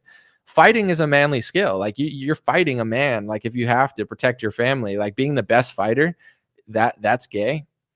Jiu-jitsu is a little gay because you're just like crawling all over each other with the dick around each other. It's a little gay, but like, I get where I'm just kidding. Like it's not really gay, but I could see how it's perceived as gay, just like what they're doing. But I think sports is incredibly manly. I think being a great athlete is a sign of competence. And for me, I'm grateful that I'm a good athlete. I'm extremely coordinated, and I think it's attractive to not just women, but just in general, to like, it's a great skill to have. It means you're like, if you were a warrior, if you have no coordination, you're not going to be the best warrior. If you're on a battlefield and you're not a good coordinated, you're not good. Like being a great athlete means that you're physically great. You're a great human being physically, coordination wise. You know what I'm saying? Like that's proving competence. Like being completely uncoordinated, it doesn't mean you're a bad person. Maybe you're really intelligent. Maybe you're a good mechanic. Like everyone has their skills, but I would never say being a good mechanic is gay. It's like being a good mechanic is not gay. It's extremely helpful, and we're all grateful that you know how to fix our cars, because we don't. It's a very manly skill. But sports are also not gay. It's like one of the most, it's a very manly thing. Unless you're doing a super gay sport or something. I don't know. I'm just kidding, but whatever. Someone said sports aren't gay. Being obsessed with other people's skills is gay and a waste of time. I mean, I don't know. Here's my interpretation of it. I might be wrong, but like some people, they dislike sports because they just don't like sports, and there's nothing wrong with it. Some find it boring and a waste of time. They're not wrong. Some people are just annoyed that society cares so much about sports and they care about nothing else. Like they'll just sit there on the Super Bowl, and it's like a religion, but they don't know anything else. And it is annoying, and I get what people are saying, and I agree with them of the idol worship of sports. But here's the thing. Personally, I believe a lot of people that say sports sucks and it's gay, these are people that are not athletic, they're not coordinated, and they're not physically good enough at any sport to be great. So it's like they're just, in some ways jealous of men who are coordinated and athletic, and they're good warriors, and they could be the best fighter in the world. And, they're jealous of it. So then they act like it's so bad because it's something they could never do. Men that are extremely athletic tend to like watching sports because it's like, why do you listen to great podcasts? Do you listen to great podcasts because you're stupid and gay? No, you listen to great podcasts because you want the best. You want the best food. You want the best entertainment. You want the best analysis. You want the best politics. You want to fill your mind with greatness. So when other men like sports, it's like, it is great to be great. It is interesting to be great. And I do think it's like, there's nothing like gay or self-hating about understanding greatness and being inspired by greatness. It's just like, do you take that as inspiration and then try to be a great man in your life in a different field? Or do you just sit there and get fat and idol worship a guy like a Republican idol worships Trump, like a cat lady boomer idol worships Rachel Maddow? So I feel like it's a balance. I think sports are fine. Watching sports are fine. But it's like, if the only thing you do in life is worship another man for his sports ball, then it's like, and you're doing absolutely nothing. It's like, it is what it is, but it's like, I don't know. I'm good at other stuff. I could, I do music shows in front of people, but at the same time, I do think it's awesome. I get excited when people do great stuff in sports. Like Tom Brady's awesome. Certain fighters, like a knockout is awesome. It's just like it's a manly thing to like sports. I don't think it makes you hate yourself. I think, yeah. I think a lot of people rightfully hate sports because nobody pays attention to anything else. But I do think a lot of the men that say sports are gay, they're unathletic, they're goofy, they're uncoordinated, they're not good at anything. So then they project their own inferiority onto athletes. Like, oh, it's so stupid that you're good at sports. Like, oh yeah, because I'd really want to be uncoordinated. So if I was a warrior 1,000 years ago, I couldn't even like hold my shield up. It's like, no, of course you want to be the most coordinated warrior if you could be, like, the one that could hold the sword and the shield and run and have the best cardio. Yeah, it's so gay to have good cardio and be athletic. No, it's really awesome. Like, even I'm not a gymnast, but it's like if some guy or girl can do crazy flips, like, is that gay? No, it's like pretty fire. Like it's like warrior level. I mean, gymnastics could be a little gay, but let's be honest. But like, it's like doing flips and stuff. It just means you're like a really coordinated, incredibly, talented human being. I find it interesting, to be honest. But yeah, what about WWF? Totally gay. I mean, it's interesting. Like, here's the thing about WWF. Like, is it really, like, what do other people watch? Like, it's interesting. Here's what I would say. People are going to probably make fun of me, but like, here's what I would say about WWF and WWE. My whole life, I never watched it. My mom always told me that, like, don't watch WWF. It's fake and it's like bad for kids. So my mom was very like hardline, don't watch it. So I never grew up watching like WWE or WWF, whatever it's called. They changed the name. I never watched it because she never let me, and like all my friends did. And my mom's like, it's stupid, it's fake. It's a bunch of like hard asses, whatever. Don't watch that. So anyway, I never watched it.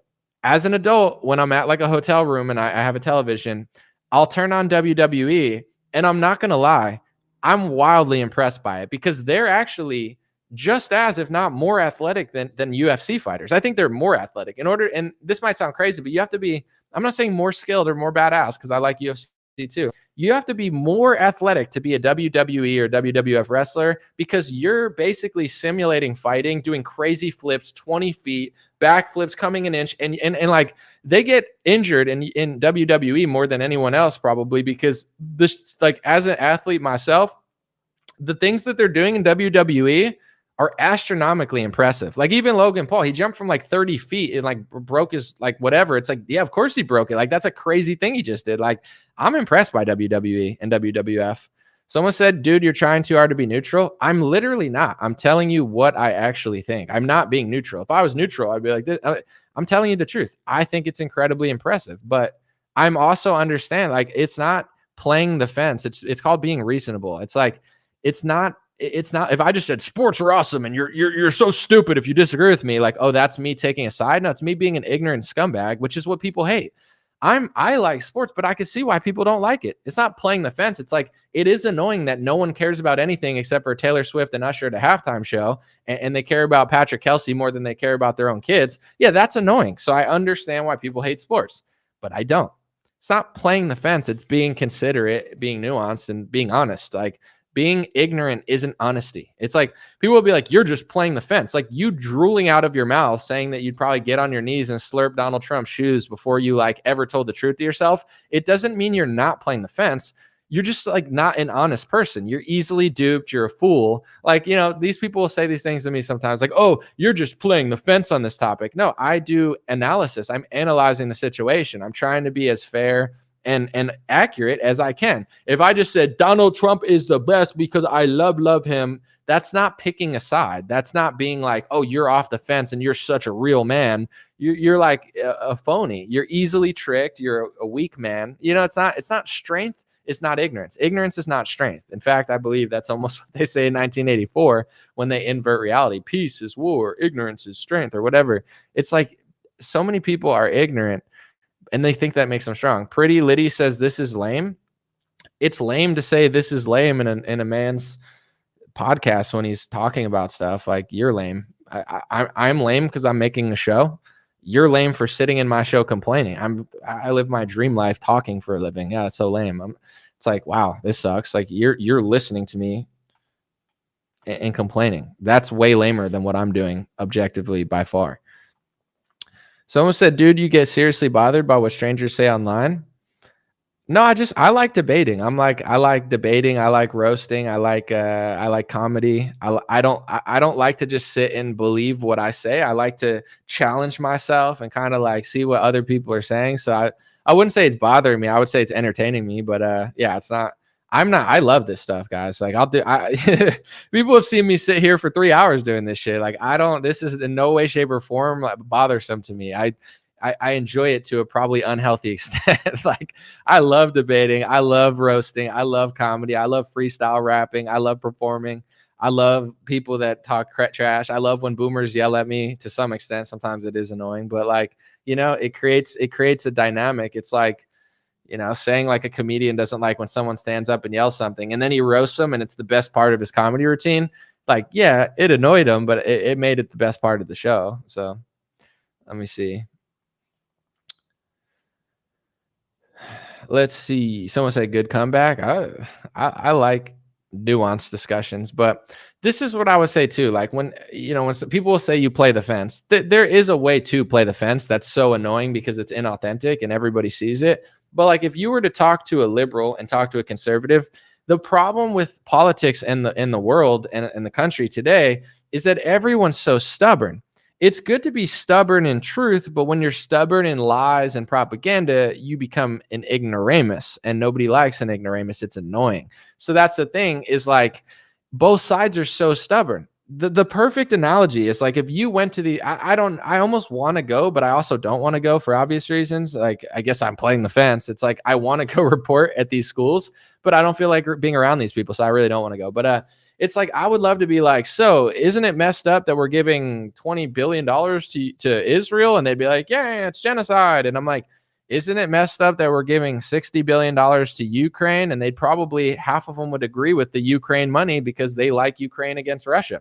And then you go to most Republican boomers and they're pro giving money to Israel, but they're against giving money to Ukraine. It's like both sides are equally stubborn, and that's why they play off of both sides. So like being stubborn and wrong about certain topics without the ability to explain yourself, and the left and the right, as soon as you keep telling the truth to them on topics that they're not ready to debate you on, they just accuse you of hate. Like when I out debate a liberal, they'll just say I'm being hateful, but they can't explain why because I'm right. So they just convince themselves that I'm so hateful. It's the same thing that Republican Zionist boomers do on Facebook. They're like, you're so hateful. No, you want hate speech. Well, what do you mean? Like you're so hate. It's like they literally are.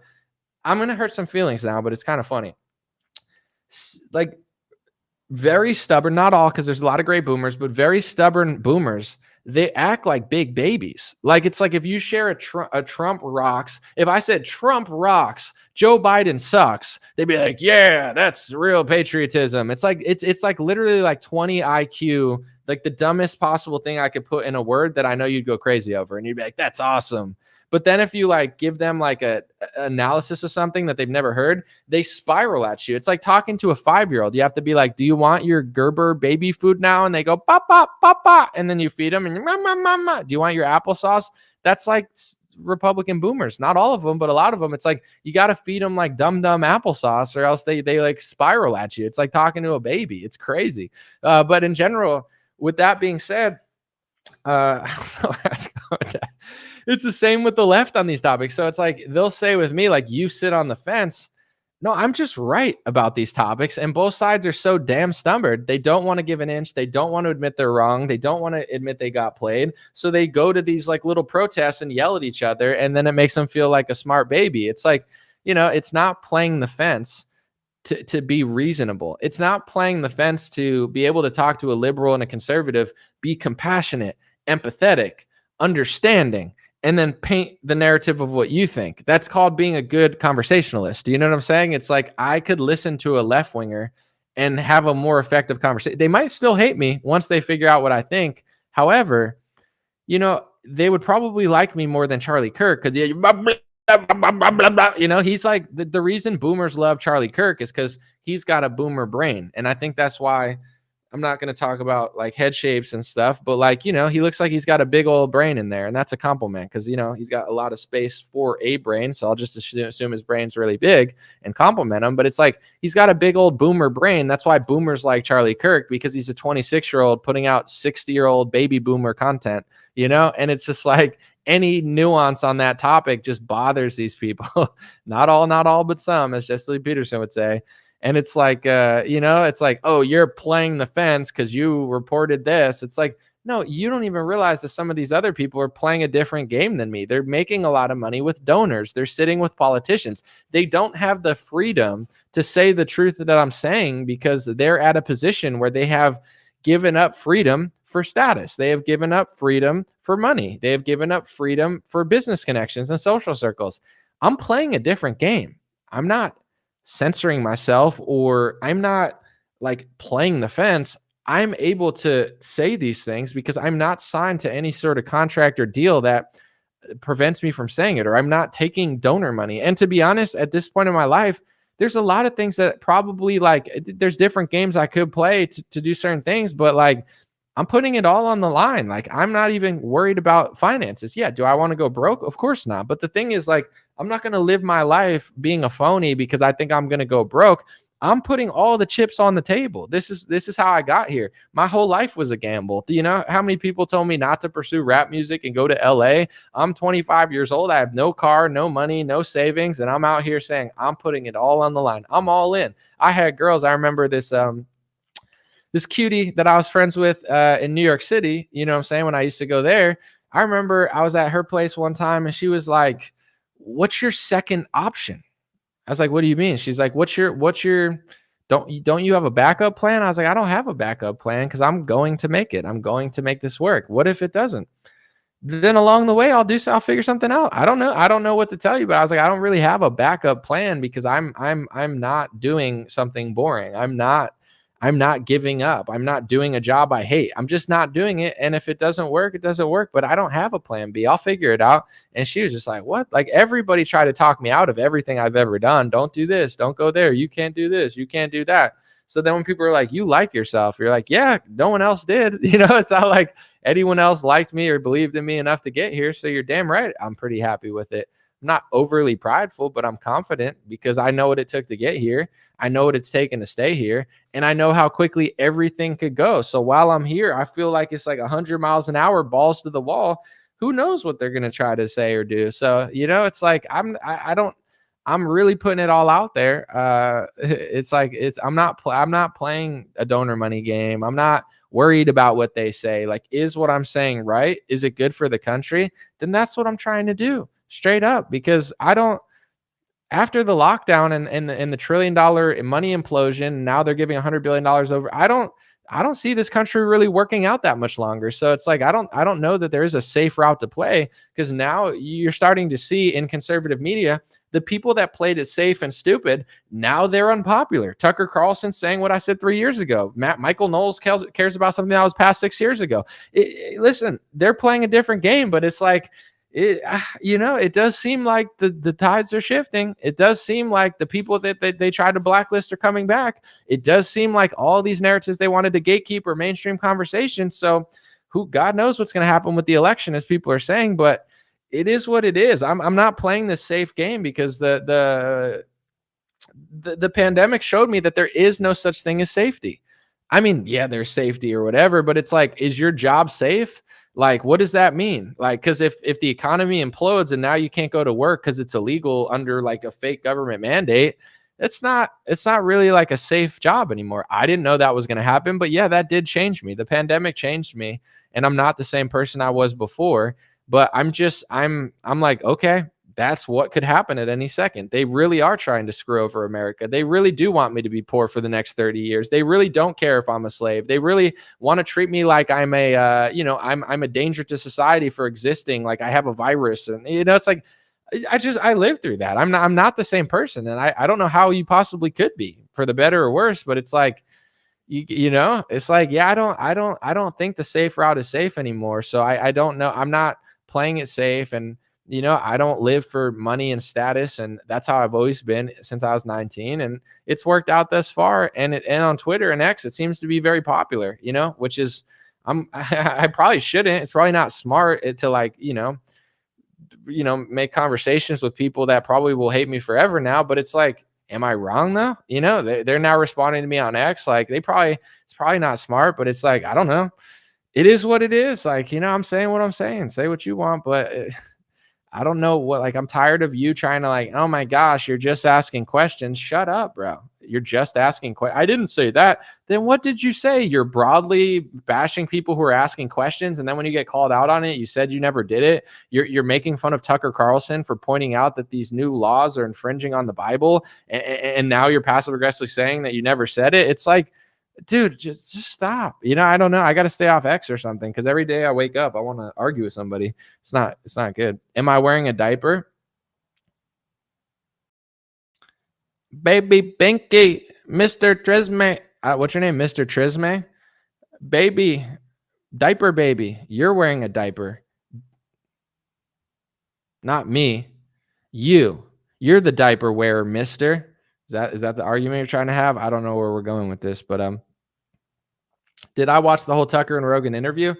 I want to say I watched it all. Maybe I watched like 80-90% of it, but yeah, I found it very interesting. Did I agree with everything? No. But I like Tucker. I really do. I like Tucker Carlson. I find him very entertaining, very interesting. He seems like he's speaking from the heart. He seems like someone who's just putting his nuts on the table. Do we agree with everything? Absolutely not. But I like his energy. I like his style. I think he's putting his nuts on the table. I like it. It's interesting. Anyway, that sounded a little weird, but the guy pushing the alien agenda. Yeah, I hear what you're saying. I don't agree with what him and Joe Rogan talk about with aliens, but it's an old, it's an old Taoist principle too, where it's like expectations are the root of all. Having expectations for people will lead to failure, or it will lead to disappointment. That's what the Taoists used to say. And I'm sure there's some Christians here that will be like, don't listen to Taoists, listen to the Bible. Well, I'm sure you can make a biblical analogy of that as well, because you should put your faith in Christ, not in humans. Like if you put your faith in humans, you're going to be disappointed because they're not Christ. That's why you put your faith in the Father. But anyway, it's like, regardless, it's like, I don't have expectations for Tucker Carlson. I don't have expectations for Elon Musk. I don't have expectations for Matt Walsh or Ben Shapiro or Donald Trump or Ron DeSantis. So if you notice, I'm really not disappointed ever. Like all of this is not shocking to me. So it's like, do I disagree with Ben Shapiro? Yeah. Do I disagree with Donald Trump? In some cases, absolutely. Do I disagree with Elon Musk? Yes. Do I disagree with Joe Rogan sometimes and Tucker? Yeah.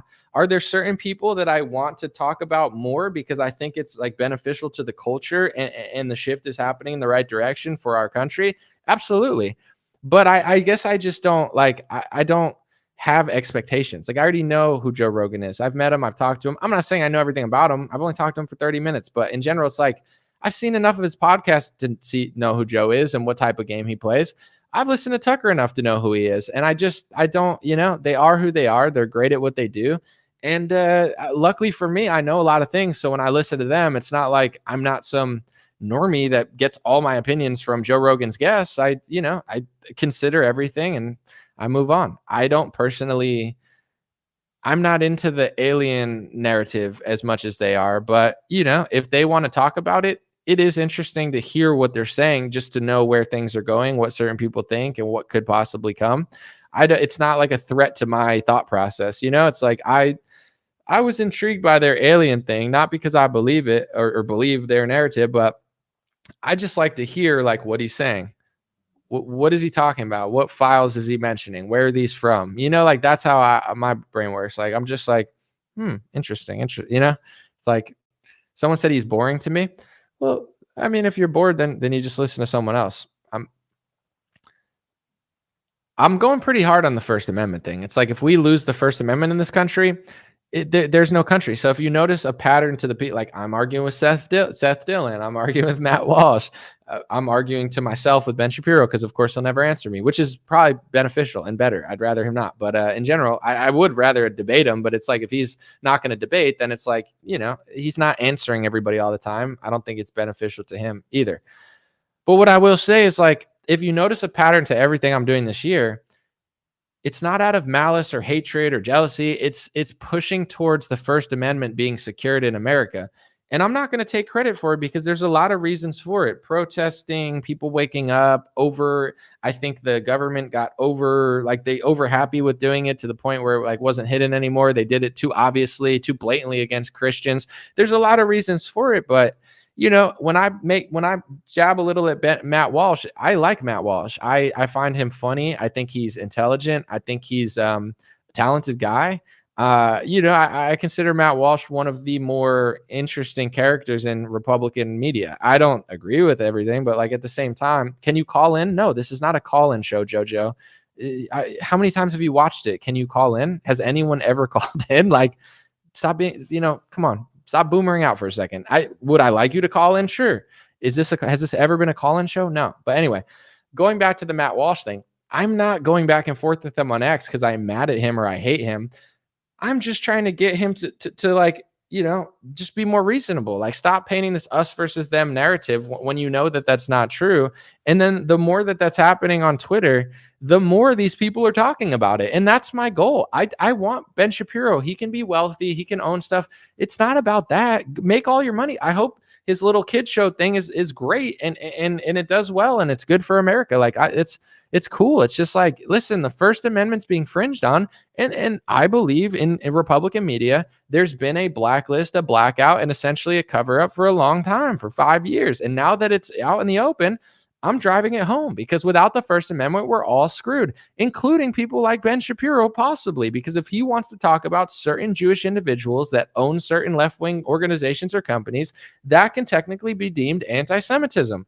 And we've seen the evidence for it. I've done the reporting. I've showed the articles where the American State Department's calling India anti-Semitic, even though they're pro-Israel, for pointing out George Soros memes or whatever. So it's like, that's the point of everything I'm doing. I don't like to argue. It bothers me to some extent, like always arguing with people, but it's like, I'm not going to just log into Twitter and see Seth Dillon playing these stupid games. Like, I'm going to say something about it because for the first time in a long time, it's moving in the right direction and it's interesting and it's satisfying and it's great for the country. I don't believe this country can withstand the infringement of the First or Second Amendment. A lot of things are going in the wrong direction, but the First and Second Amendment are what they're going to go for now because the country is falling apart, and they're going to go from it on both sides. It's not just like, the left is. They're both going to do it. So that's my whole moment, because as much as I would love to play it safe and make money, like, I don't think this country's even that safe now, let alone in 40 years. Is this country going to be safe? How am I going to play it safe? Oh yeah, let Anomaly play it safe and make millions of dollars so I could do what? Move somewhere when the country goes to shit, or live in a fancy place listen, I don't want to be broke. Yeah, of course I want to make money and not live in a shitty area when the country's going to shit. But at the same time, I'm not going to just be some elitist while the whole country burns apart and make my money and add another zero to my bank account because, I want to cover this up because it's like beneficial to my bank. No, I'm going to go out, put it all on the line and say this stuff because I don't want to live in this country in 20 years if things don't change around. There's too much crime. The border's wide open. Republicans are jumping up and down for a foreign country. They're passing hate speech laws. They can't even secure the border. They're all frauds. Donald Trump thinks a foreign country should literally own Congress. Nobody talks about it. Everybody else just sucks down Mar-a-Lago steaks and says nothing about it. I am not playing that game. I don't think that game's beneficial. I couldn't play that game if I wanted to, just being true to myself. And that's the gamble that I'm taking. And, other people are taking calculated gambles by sucking down stakes and, acting dumb on topics for 6 years to give themselves more money. And it might be individually smart for them because it's good to have more money in some cases. But, that's not the game that I'm playing. So I guess it's like it's a new energy this year. And it's fascinating to see the shifts. Someone saying Soros is an atheist who worked for the Nazis in the comment section. Usernames is saying that. Here's the thing, though.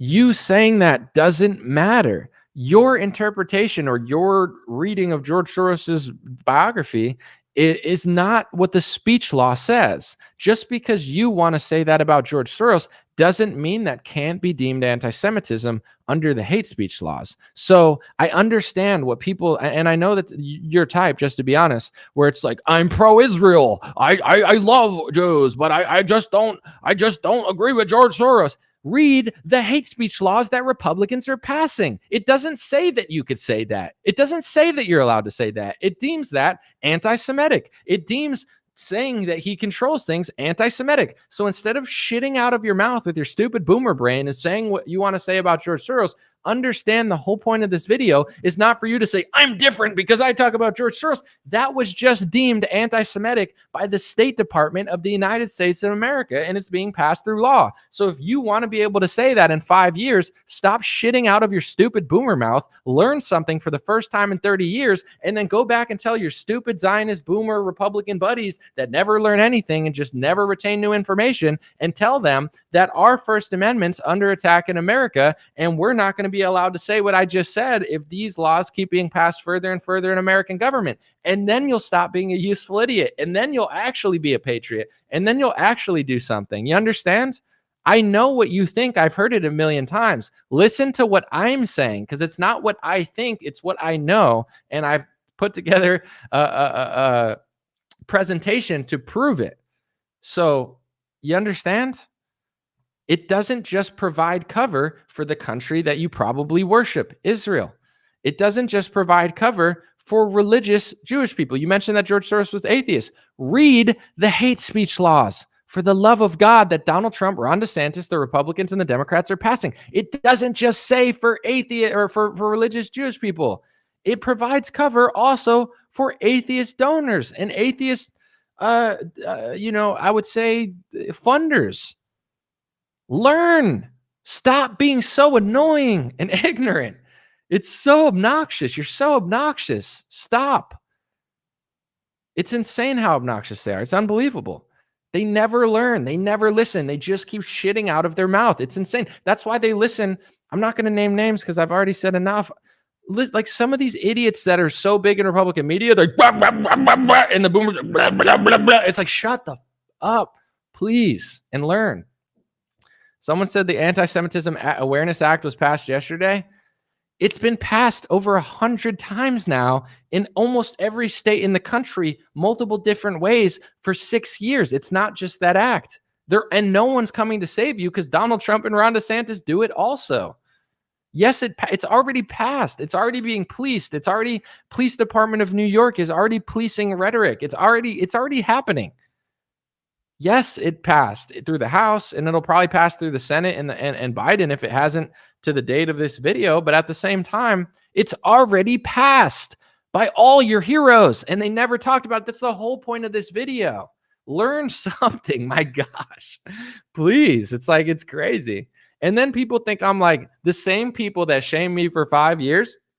They'll then, when I point out like articles or rather that I point out like screenshots that show that I said it 5 years ago, they'll be like, oh, you're just bragging. And that'll be the same person that like told me 5 years ago that I shouldn't say it. And I'm being so hateful. And then it's like, they're literally like babies. I'm not joking. Like these Republican Zionist boomers that never know anything. It's like talking to a 5-year-old even. And it's that much more pathetic because they're supposed to be like grown men and women, which is insane because it's like, you're supposed to be my father and mother figure, not like a baby that doesn't know anything. But it's like, in general, you say these things and then they'll be like, like it's like telling a baby, like, stop drawing on the wall. And they go, the baby like sits in the corner and goes, and you're like, stop hitting your brother. Stop pooping your pants. Stop spitting all over the place. Stop throwing your food on the ground. And that's what the little baby does. And they start crying.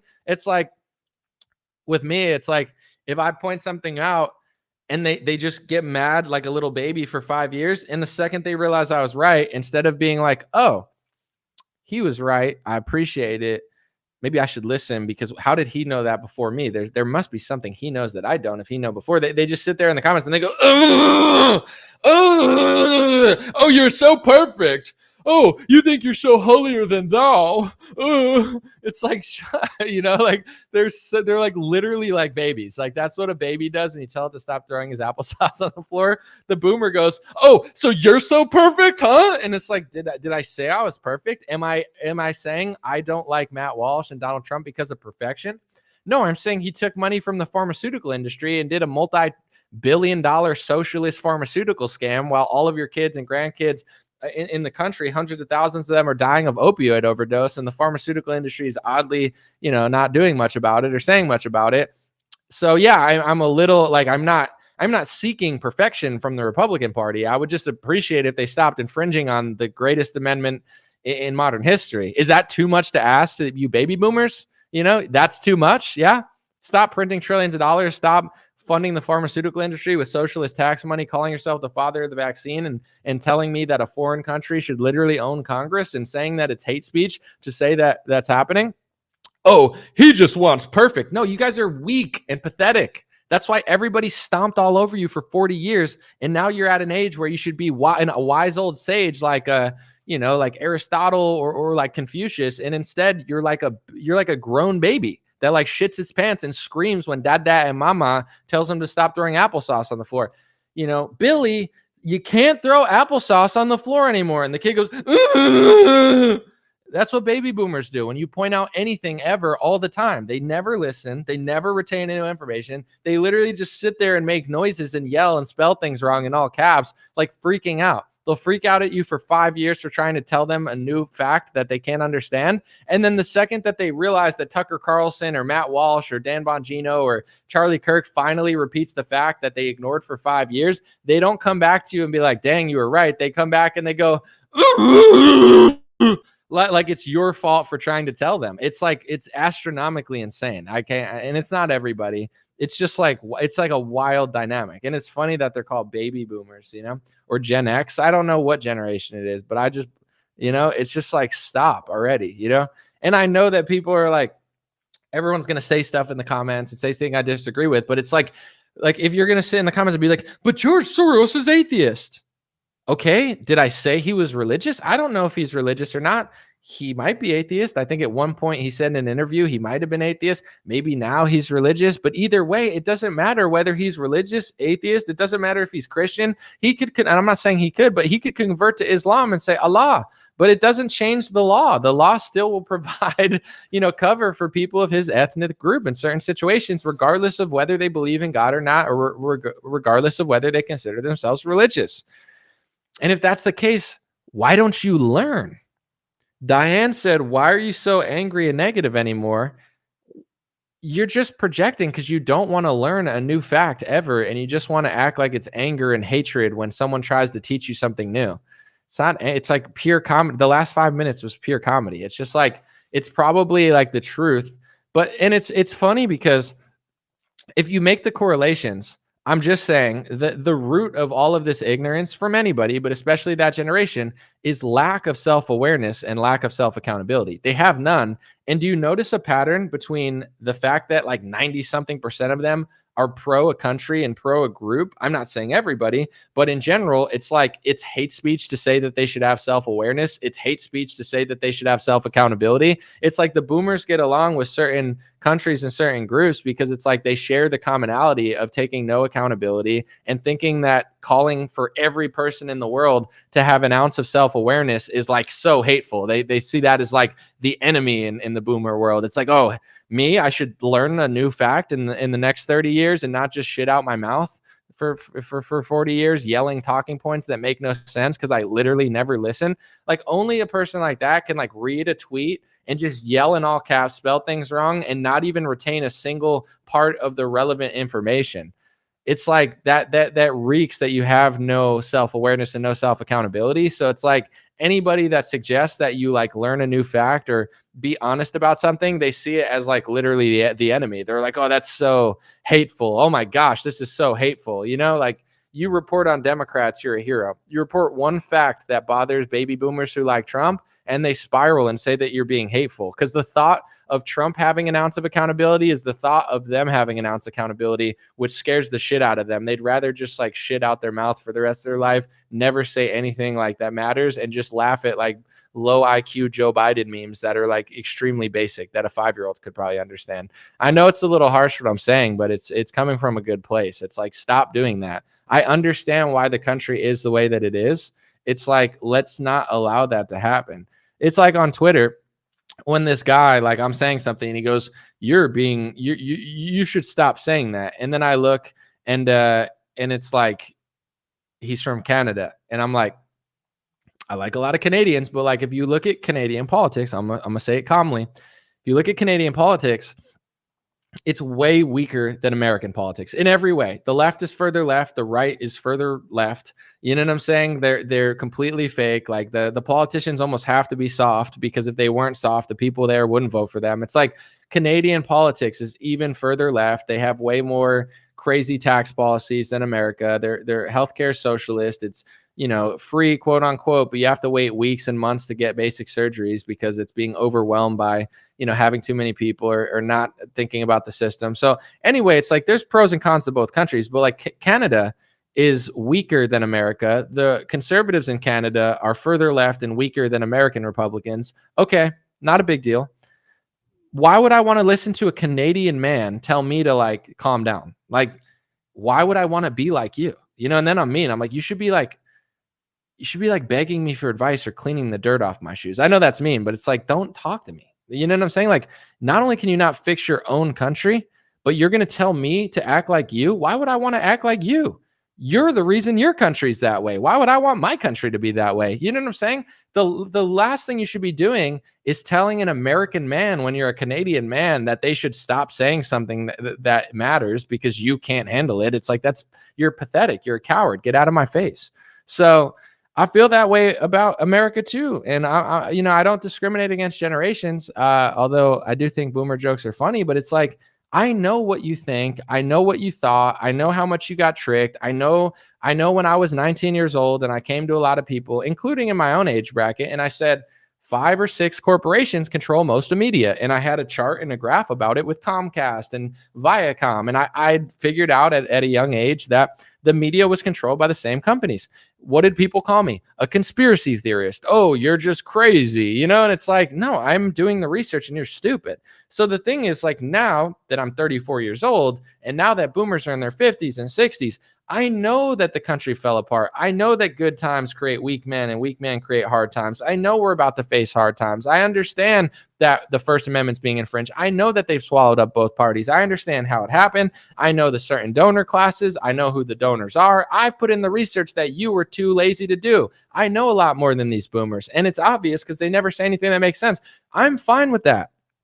But if you don't know anything, if you've already screwed up the country, if you're from a country that's further left than America and you can't even fix your own country, the last thing you should be doing is trying to stop me. That's why the country is the way that it is, because the left is too far left, the right is fake, and anytime you come out and point out the truth, everybody tries to stop you. It's like, that's the definition of, like, I'm not even gonna say controlled opposition, but it's like weak opposition. It's like, you're not even a real man. You can't even do the job. And then you're going to try to stop other men from doing the job because you don't want to hear it on your X account from Twitter. Stay there and tell Justin Trudeau about it. Tell Doug Ford about it. Doug Ford, the fake Republican. Oh, Doug Ford. Tell him about it.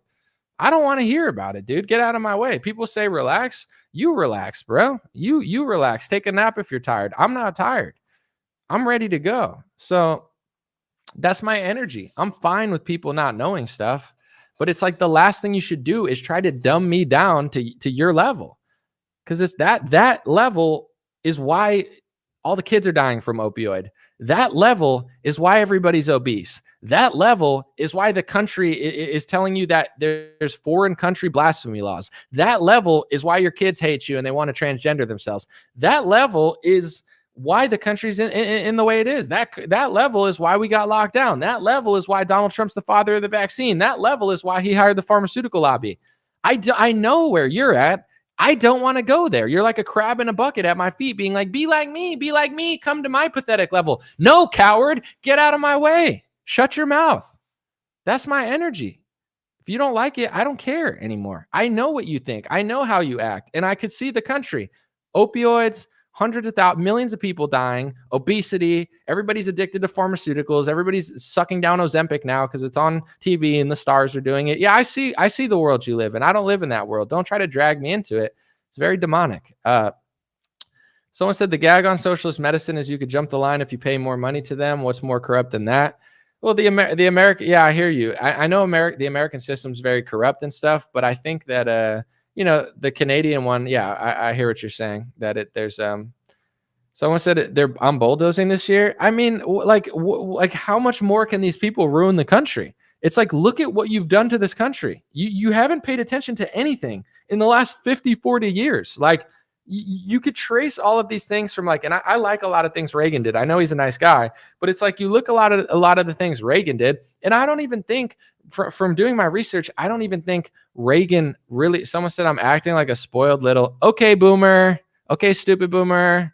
Bye, stupid boomer. Bye, boomer brain. Bye, dumb boomer. Bye, Cheryl. Bye, dumb boomer.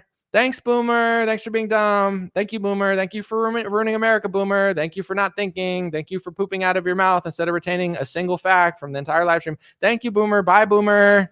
Bye, boomer. Go tell somebody that wants go type in Facebook on all caps and spell things wrong and regurgitate urine out of your throat and tell everybody that you're fixing the country. Bye, boomer. It's 12 o'clock. It starts at 3 o'clock. It's time to take the pharmaceutical pills that mysteriously are killing millions of kids. Boomer. It's time to suck down your soft drink with the high fructose corn syrup. And mysteriously everybody has more, random chronic diseases nowadays. And you just can't figure out why, boomer, but you're in love with the father of the vaccine. Boomer. I understand, boomer. Shut the fuck up. Get out of my way. It's like these people want to just destroy America for the next 100 years. It's like everybody's fat, addicted to pharmaceuticals. The kids are dying. Donald Trump's running around giving them money, saying a foreign country should own Congress. They're passing hate speech laws. And these stupid, pathetic people are like, just don't talk about it so I can watch my game. Shut the fuck up. Seriously. It's like, I get it. I'm spoiled. You're spoiled. Everything I'm spoiled with now, I've worked for, boomer. I sacrificed my 20s, boomer. I went to a city by myself with no car, boomer. I worked $10 an hour jobs, boomer. I never missed a rent, boomer. I struggled. I suffered. I was on the block. I was taking the bus. I was, walking past gang members to get to a job in a bad neighborhood for $15 an hour, boomer. I'm a little spoiled now because I worked my way here. And guess what? Me spoiling myself gets less and less and less every year because the inflation is horrible, because you can't figure out that both parties are doing it. So any wealth that I've accumulated is just constantly getting robbed by more and more and more and more and more because the Democrats want to steal it and the Republicans are fake opposition. So any wealth that I've accumulated is literally just being robbed from me constantly because through inflation and insane taxes. Thank you, Brian Schwartz. I appreciate it. If you go back hundreds of years ago, the real men were like, yo, they're taxing tea. This is really messed up. What was the tea tax? I just want to look it up. Let me see. Tea tax. How much was it? How much was the tea tax? 3 pennies on every pound. 3 pennies. Who knows how much that was? I don't know. I don't know how much of a percentage that was, but they freaked out over 3 pennies.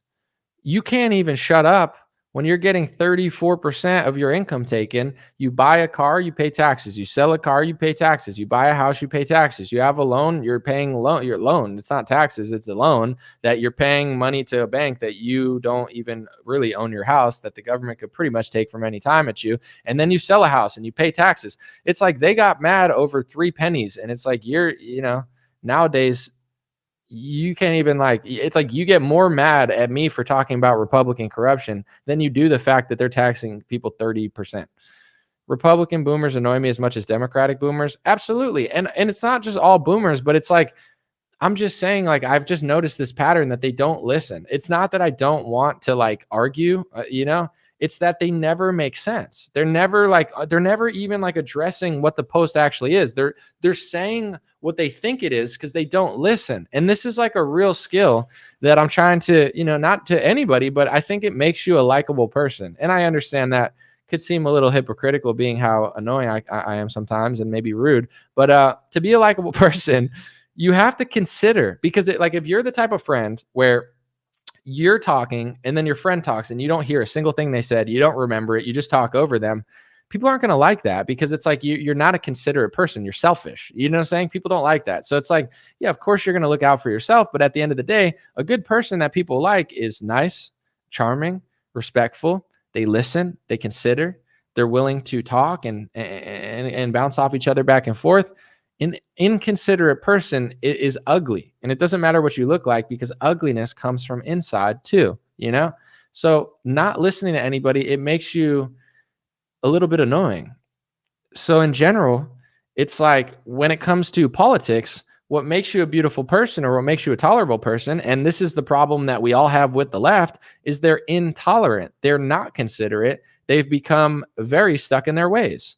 But no one is more stuck in their ways than the Republican Fox News, Bush era boomer. And they all want to act like it changed, but you could see now that it really hasn't. So, I mean, I understand that the left's annoying, but it's like, it's not the fact that you disagree with me. It's not the fact that you want to argue with what I'm saying. It's the fact that you're so intolerant and lack consideration that you're not even responding accurately to anything almost ever. Like if I post something about something and you say something about that, that shows me that you're not even listening to what I'm saying. You're just talking, which is what boomers often do in person as well. They don't listen or consider, they just talk. It's like, listen, consider other people, have consideration. It's awesome. And not everyone does that, but it's like, it's crazy. Someone said they're the generation that's proud to be stuck in their ways. They refuse to listen to people and disregard the facts laid before them. Sad. What sucks is like the generation before that, they were like sort of stuck in their ways, but they were like disciplined conservatives. But the boomer generation, like they're stuck in their ways. They're stuck in their ways, but they're not really right about as much stuff as they think they're right about, where it's like, it's like if you're stuck in your ways, at least be right. But if you're stuck in your ways in a wrong way, like they're, we've talked about this before, but they're very high trust. Like they grew up in a time where they were very spoiled. They had the white picket fence. They didn't have to worry about like foreign gangs from like Mexico and South America. So they grew up in a place where their parents worked. They can afford stuff. They all had picket fences. Like even middle class and poor people were doing well. Every neighborhood was pretty safe. You could walk to your friend's house, play basketball, whatever. So it's like they were spoiled, right? And then a lot of them gave a great life to their kids. I love my parents. I appreciate them. They did well by me. They taught me the right values. I love my parents. I appreciate them.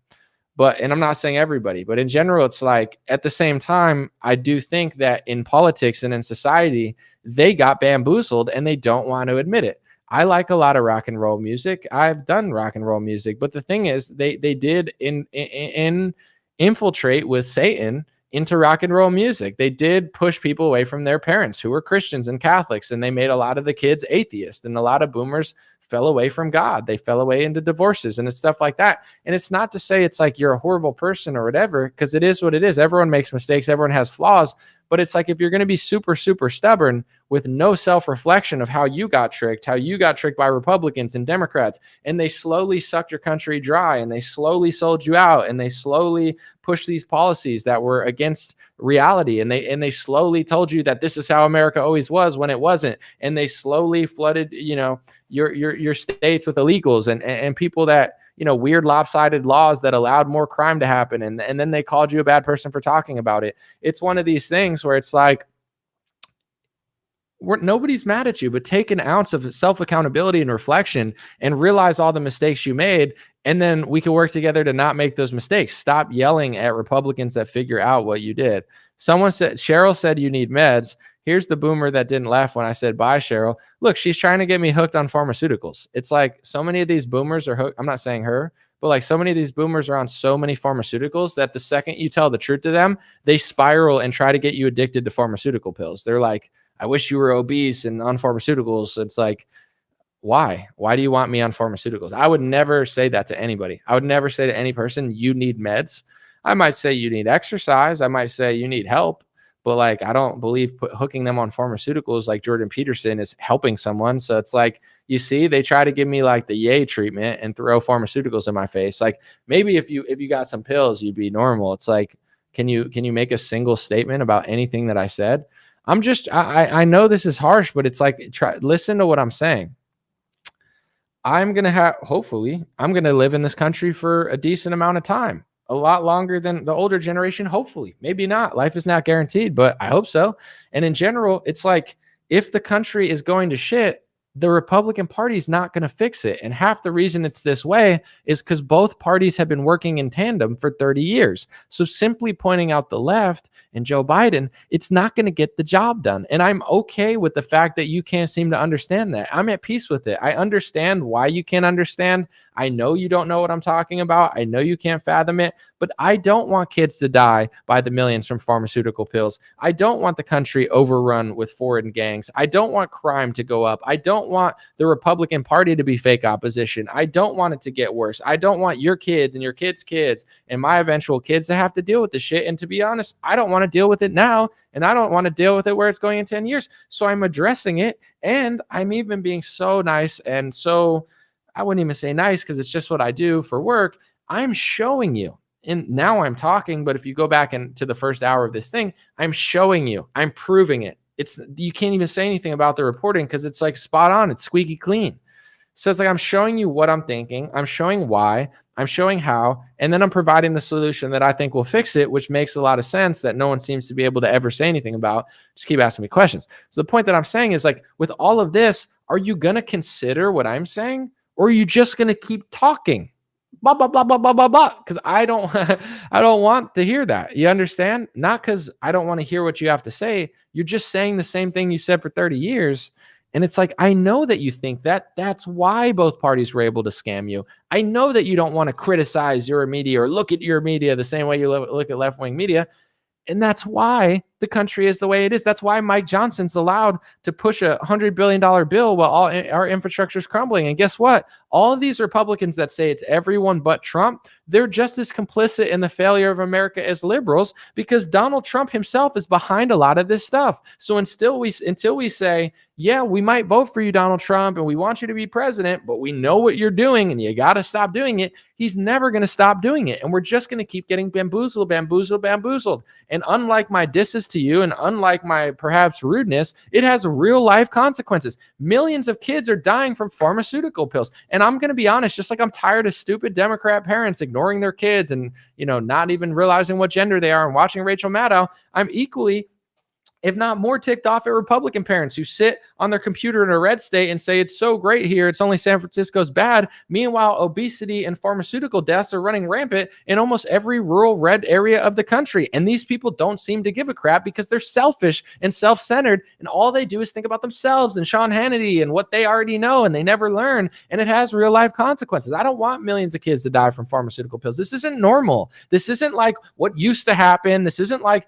the 1600s. Yeah, there was always problems. Obviously, like before they invented showers at a certain point, people died of diseases. I'm not acting like this is the worst time ever. It's great, but it's not normal to watch millions of your countrymen die of pharmaceutical pills while both parties suck big pharma's dick. That's not normal. I don't want it to be normal. I'm not normalize it, so I'm pushing back. I'm not a fan. I'm not a spectator. I'm not going to sit here and take medications because you want to get me addicted to pharmaceuticals. I'm speaking the truth about it because I'm watching my country just fall apart and die. And everybody mysteriously has mad diseases all the time. Like when, I talk to my parents, and one thing that my mom tells me is that when I was young, it was very rare for people to have certain diseases, like extremely rare. If somebody in your town had it, they were the only one. Why are these diseases becoming so common now? And why don't you give a shit? Why are you trying to stop me from giving a shit? Huh? Selfish, self-centered. Stop. Why like back when I was young, this is even 20 years ago, if someone had a crazy disease, it's like, wow, that's like one of a million people that we know. Now it's like 1 in 30, 1 in 10. Everybody knows somebody that has this disease, that disease, this disease. Where the fuck do you guys think it's coming from? You think it's coming from the sky? You think it's coming from the shit that we're doing? It's coming from the food supply being tainted. It's coming from the pharmaceuticals. And it's not fucking hard to see it's coming from the pharmaceuticals. Excuse my language, but I'm in the zone right now. If you watch the fucking television, Fox News, CNN, any of these stupid fucking programs, what is the Commercials say, it says, here's the side effect for this drug, this disease, that disease, this disease, that fucking disease. Hello? It's in the fucking commercial. They're telling you that that disease is the side effect. Am I saying that's where every bit of that disease is coming from? No, but I guarantee you the number's not zero. If they're talking about it in the fucking commercial, it's like right in front of your fucking eyes, but you guys can't learn a new skill. So instead of learning, you just try to yell at me and get me to be as stupid as you and drugged up as certain boomers are. I'm not falling for it, okay? And I'm not stopping, and I'm not giving up, and I'm not calming down, okay? Why don't you fucking calm up? You want to calm down? Millions of your countrymen are dying. Everybody has diseases, and you're okay with it? You're disgusting. You're weak. You're pathetic. You're a coward. Get out of my way, okay? Easy. I don't give a fuck what you say. Share your little Biden memes. I'm not even going to see it. I don't come to your platform and say something. I don't even notice it. So get the fuck out of my way, okay? Because I don't want the kids to die for the next 100 years. And everyone's got diseases. It's fucking creepy. Is it not? You could be the healthiest person in the world and everyone's getting fucking diseases. And these boomers don't give a single fuck. They're so fucking selfish. They're so fucking self-centered and conceited. They always project. They have no self-awareness. Shut the fuck up, okay? Why don't you guys give a shit? It's because all you care about is yourself and what you knew 30 years ago, and you never want to listen. You never want to learn.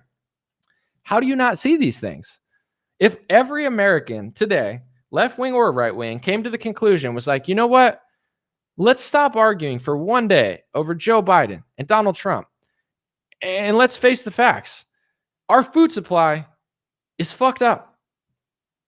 Millions of people are dying from pharmaceuticals, and everybody's got a disease that was rare or non-existent 40 years ago. Let's demand, let's come together and demand and stop eating all of these weird things that didn't exist 30, 40, 50 years ago. You know how many millions of lives we could save? But nobody cares. Nobody notices. They just keep shitting out of their mouth, watching Sean Hannity, drooling over them, discussing selves at a Trump rally, or, you know what I'm saying, watching their cat shit all over their apartment while they're watching Rachel Maddow. It's pathetic. And then they just keep stomping all over us. And the left says it's the right, and the right says it's the left. And it's just fucking embarrassing at this point. And I'm tired of it, okay? I'm not dealing with it. I'm not playing along. I'm not being told to stop. I'm not being told, calm down, calm down. Why? So I could be lethargic, addicted to pills, and have no energy in life? No, how about I calm up? I do a workout after this, and then I do another stream later. I don't want to, but I'm just saying I'm not going to do a stream. But it's like, I don't want to be lethargic like the rest of America because they're eating shit foods and taking shit pharmaceuticals. I don't want to be lazy. I don't want to have no energy. I don't want to slump in my chair and fucking, I don't want to do that. I don't want to catch a disease that everybody's catching. And the thing is, it's creepy because it's like, you know, even good people and healthy people are catching it because everything's such fucking trash in this country. So it's like, you know, why don't you pay attention instead? Because like, where is this going? It's like, even with Trump, there's even conservatives that they don't want to see who Trump is. Like, they're like, Trump's going to do this. Because listen to Trump videos. He worked with Lindsey Graham and Mike Johnson to pass this $100 bill because he's the same as all these other politicians on this topic. He literally went on a radio show and said he thinks a foreign country should literally, quote, literally own Congress. They used to completely own Congress, and it's bad that they don't. You think he's America first? You're just as dumb as a liberal. And whatever it takes, I don't care. Trump wins, Trump loses, this and that, whatever it takes for people to wake up. Part of me hopes he wins, but are people going to pay attention if he wins? Are people going to notice things, or are they just going to sit there and drool and eat pharmaceutical pills? It's like, I don't know what people need, but I don't care anymore. Super Chat says, love you and your work, homie. You've opened more eyes than any other channel. Rock on. I appreciate you. Thank you so much. It's just like, it's a sad world. And I want to say this, I want to give the future generations, including myself, the luxuries that boomers and I had as a kid. You know what I'm saying? I had a good childhood. I think I was like the last of like the good childhood. And it's sad to say that, but every generation forever always said, I want to give my kids. Someone said, you need a haircut. You need a life, bro. I could cut my hair, grow it 10 foot long, and my life would still be more epic than yours ever is. I don't show up and say, you need a life, you need a career, you need to do something with yourself. So don't sit in the YouTube chat with a fake avatar telling me to cut my hair. Whether it's 6 feet long, 6 inches long, or I'm bald, I'm still him. So fuck you. Anyway, in general, sorry about that. That was unnecessary, but pretty funny. every generation gave the next generation a better life for a long time in this country. Now, I had a good childhood. Then, like, now we're all saying, I'm a millennial, boomers. It's like, oh, your childhood sucks. Oh, your 20s is shittier than mine. Like, oh, you had to deal with COVID. It's not. We're not able to provide the life to the next generation like we used to. And that's also affecting the birth rate, because it's like, if you can afford everything and everything's normal, it's easy to find a wife and have kids. But when prices are quadrupling, when there's no money and everybody's buying up everything and we're being scammed on every front, it's harder to afford everything. And it makes a lot of people more like, hesitant to make certain moves. And it's not an excuse, I'm just saying. And in general, it's like, with all that being said, I've identified that this next generation isn't having the childhood that we had. It's not having the adulthood that we had, or the young adulthood that we had. Okay, so can we fix it? Because that's what a real man would do. That's what a real woman would do. They try to provide a better life for the next generation. It's not going to happen just by you sucking down pharmaceuticals, watching Donald Trump rallies. Like, that's not the answer. That's not the solution. It's not going to work. It's lazy. It's a lazy thought process. So it's like, let's give the next generations the life that we had. That's what I'm trying to do. So when I'm trying to do that and you're trying to stop me, I'm not allowing it. I'm not entertaining the thought of that. I understand that most people don't care. Most people don't want to say anything. Most people don't want to do anything. I can see. You could see that everywhere you go. You could see that nobody cares. And there's multiple reasons why, if you really want to, and this is where it's like, oh, you're a fence sitter. Yelling party politics is not intelligence. It doesn't mean that you figured out a script from a media company that now you're on one side. Like, true intelligence, like, let's dissect the problem.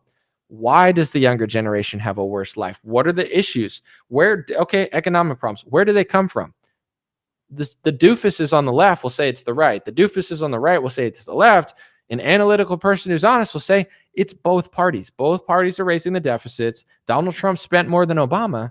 And the Republican Party, even under Trump and Mike Johnson, have no problem continuing the scams.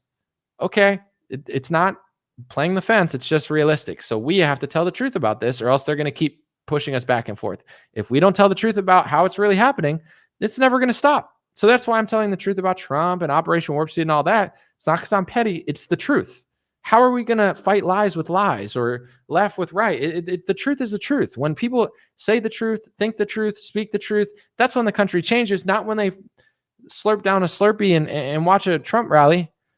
Okay, so the economy is the reason that the kids can't have the life that we had, and we can't have the adulthood that you had. So let's fix it, okay? New Zealand, he said, pray for our brother Anomaly. May God bless you, guide you, give you comfort and strength. In Jesus' name, amen. Thank you so much. Real quick, Chris said, thank you for having the balls to speak up on camera and give moderate perspective that shows the corruption on both sides. Thank you, Chris. I appreciate the super chats. Thank you guys so much.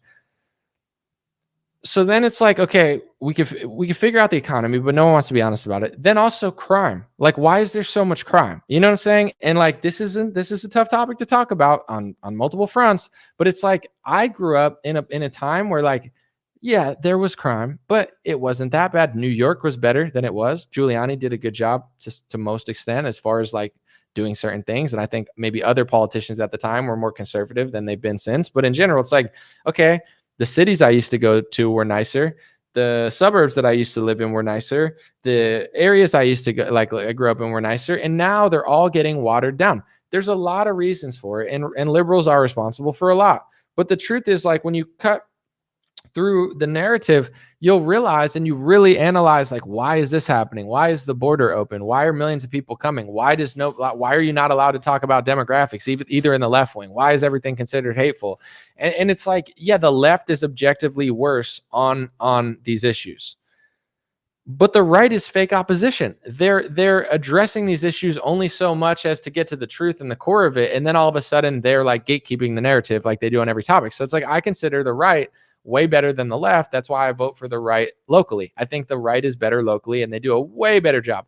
The Republicans locally and on town, state, city level, state level, they do a way better job to police their state on not every issue, but at least like crime, they're doing better. Is it great? No, because still liberal cities suck in blue in red areas. Like, is New Orleans safe because it's a Republican governor? No, it's the murder capital of the country last time I checked. So it's like a governor can't fix it, but maybe a mayor could, or I don't know, but it's not going to happen because demographics and voting patterns, like the demographics of New Orleans is not going to vote for a Republican. That's just like statistically true at this moment in time. And if you research patterns of how certain ethnicities vote, there's no correlation that shows that there's going to be a significant shift, unless there could be, but it's like in 40 years there hasn't been. So it'd be an amazing feat to switch these cities red. I don't think that it's going to happen. With that being said, it's like, you understand, like if I want to make the country better for the next generation, and at least I can't do it completely, but I could try with my influence or, my news reporting. We got to look at all the issues that are failing. But the thing is, it's like, these are very rarely addressed. And when they are, they're addressed like in a half-assed political way, many of which they never even really mean. You know what I'm saying? It's like, you could see politicians, even Trump, say both things, do both. Like he'll be like, oh, they should shut down these college campus protests right now because they're out of control. These college campus protests are like 1/100th as bad as the BLM riots when Donald Trump was president, and he had no answer for them. He was not able to shut down any of them. I mean, he sat there yelling and tweeting, and he did nothing. So it's like, now for political reasons, I understand why he's trying to make Joe Biden look bad and saying he should shut down these campus protests, while they're passing anti-protest and anti-free speech laws into government that go far beyond Hamas or whatever they're saying they are. Like like the right is not only not effective, they're literally not even trying. So that's the thing. It's like, are you so stupid that you like Donald Trump that you think Joe Biden's doing a bad job because he won't shut down these protests that actually are mostly peaceful and actually are 100 times less dangerous and violent than the George Floyd riots? But you think Trump would fix it when actual riots, he did nothing and couldn't do anything? Like, that makes you a patriot, just pathologically lying to yourself for team blue, team red, Trump and Biden. Like, you understand? It's like, how is that going to fix the country? And then you say stuff like this, and then people are mad. They're like, oh, it's like, I'm over it. You know what I'm saying? Like, I'm like this. I want to make I'm not living in this country for 40 years as it goes to shit. Like, I'm doing what I can to make it better. And if not, then it is what it is. But it's like, I'm not just sitting watching the Titanic sink. You know what I'm saying? Like, drooling over Trump. I don't want to do that. And if you want to do it, I respect your right to do that. Just don't bother me. That's all I'm asking. You can do that. I don't want to do that. So why would you crabs in a bucket bother me when I'm pointing out these things? Can you explain why I'm wrong? No, then stop talking. It's that simple. Like, I think personally that they have scrambled people's brains with Trump, with Biden, with left, with right, with red, with blue, with, college campus, with gender. They've scrambled people's brains so much, and it's a bipartisan effort because you can't just scramble half the country. You got to use Trump to scramble the brains of the right. They've scrambled it up so much. They know how scrambled people are right now, so they could do whatever they want because people can't pay attention. It's like $100 billion. What are you going to do about it? Mike Johnson, you think Donald Trump's going to fit? Like, they know they could get away with all this stuff, so they're just throwing it in now. And the solution is people being honest about it. People pointing out that's like, once you do that, which is already happening in some way, once you do this, then it's not so easy to just keep doing it. But the reason they're able to do it on both sides, like it's as crazy as being a liberal now.